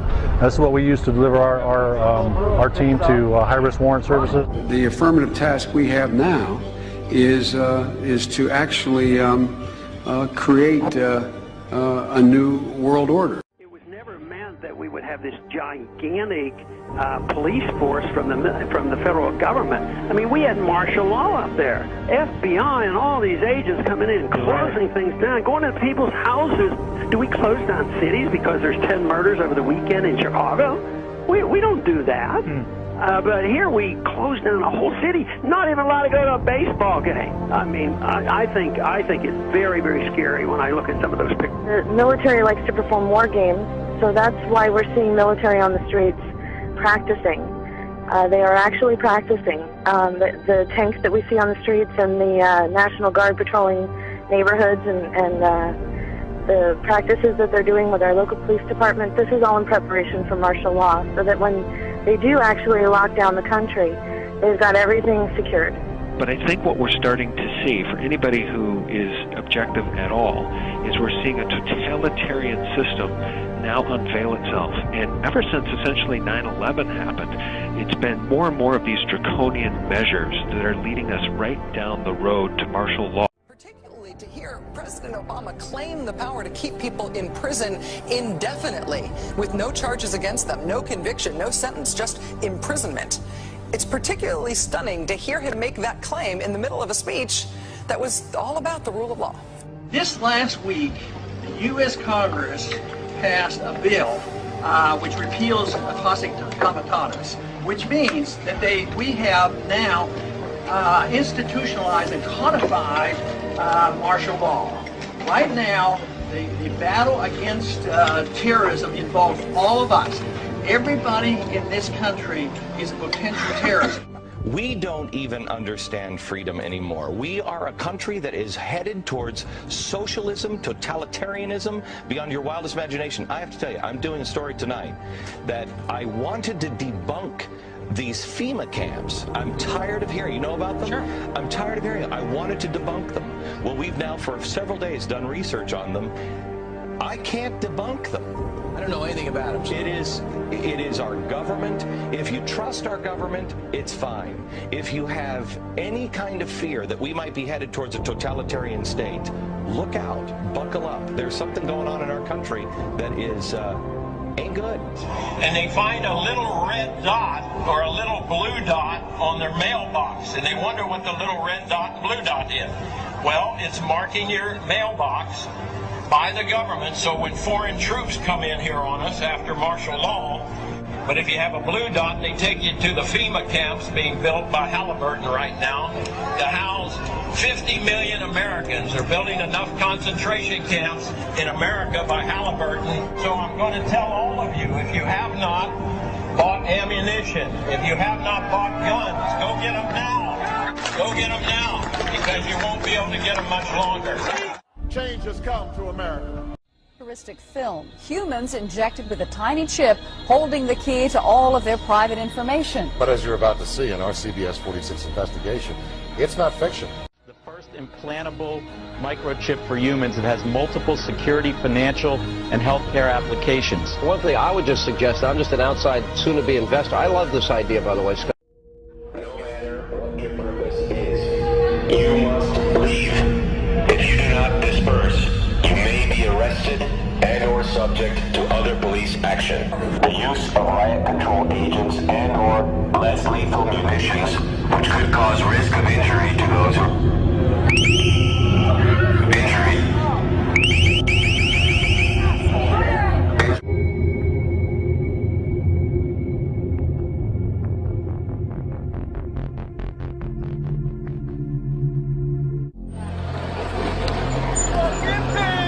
Wall of police now moving in.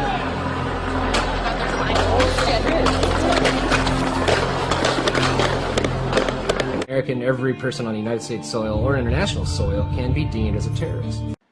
Many people think that we are going to just automatically jump into a civil war at the commencing of Jade Helm. Not entirely. Many people think that it's just simply a military and martial law takeover. Not entirely. There are many different aspects and many different fields of Jade Helm. Most of which involve information gathering, involve predictive intelligence, involve geospatial engineering. In the logo, as you can see right there, there is a key phrase, and for many, most people just look over it or overlook it, and they don't quite understand or take the time to go through and look what exactly is mastering the human domain. See, what is the human domain? That's us, people, our dimension, in their words.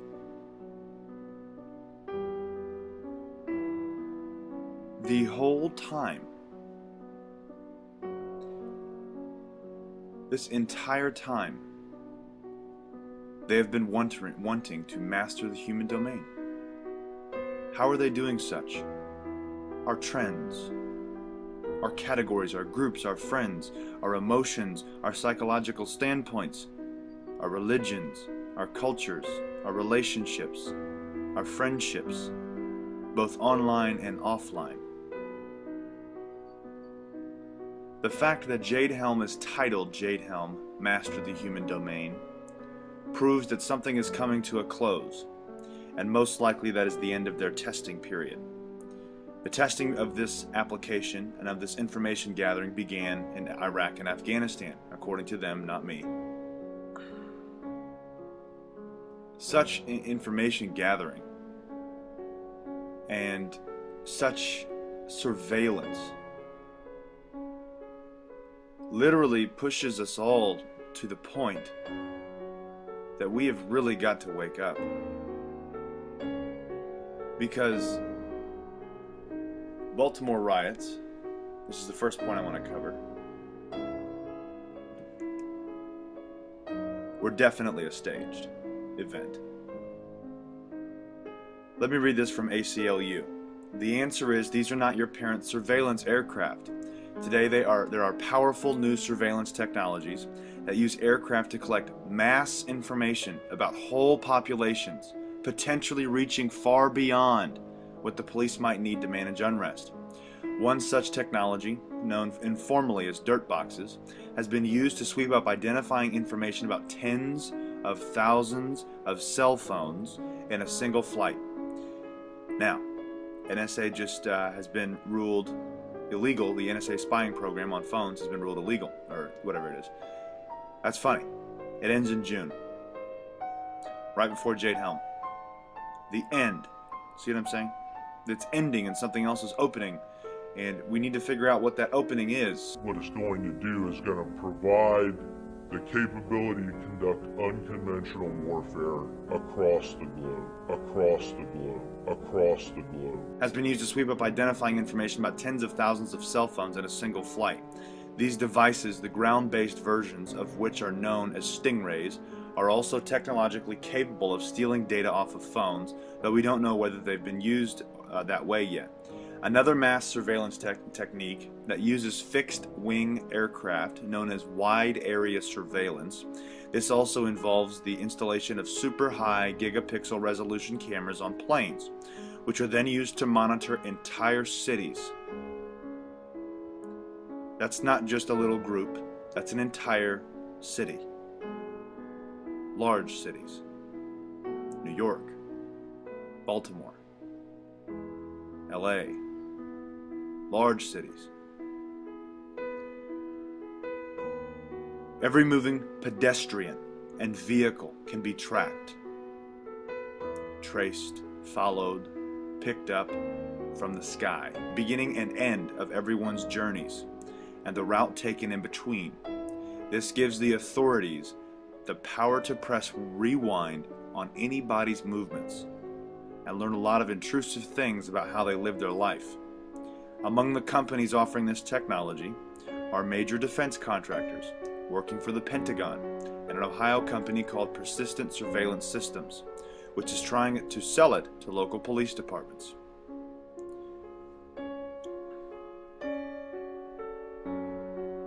Let's continue. Mastering the human domain. What exactly does that mean? What exactly does it have to do with Jade Helm? Well, unbeknown to some, the actual mastering of the human domain is coordinated and organized by unofficial official organizations that run the geospatial engineering. Geospatial engineering involves many different organizations of government and private companies as well as academia. There are many different sections under geospatial engineering. The most interesting is how our government is involved in new intelligence. Quote, new intelligence. NGA provides timely, relevant, and accurate geospatial intelligence in support of national security. So just what is geospatial intelligence? They didn't end the NSA program. They're done with it. That's what happened. They didn't stop it and, oh, yes, we should all cheer. No, they finished the course. Now they're done with it. Geospatial intelligence, GeoInt, is intelligence about the human activity on Earth derived from the exploitation and analysis of imagery and geospatial information that describes, assesses, and visually depicts physical features, and geographically referenced activities on the Earth. Now you see how big this is? I mean, grab the scope of this. They are learning how to predict your movements before you make them.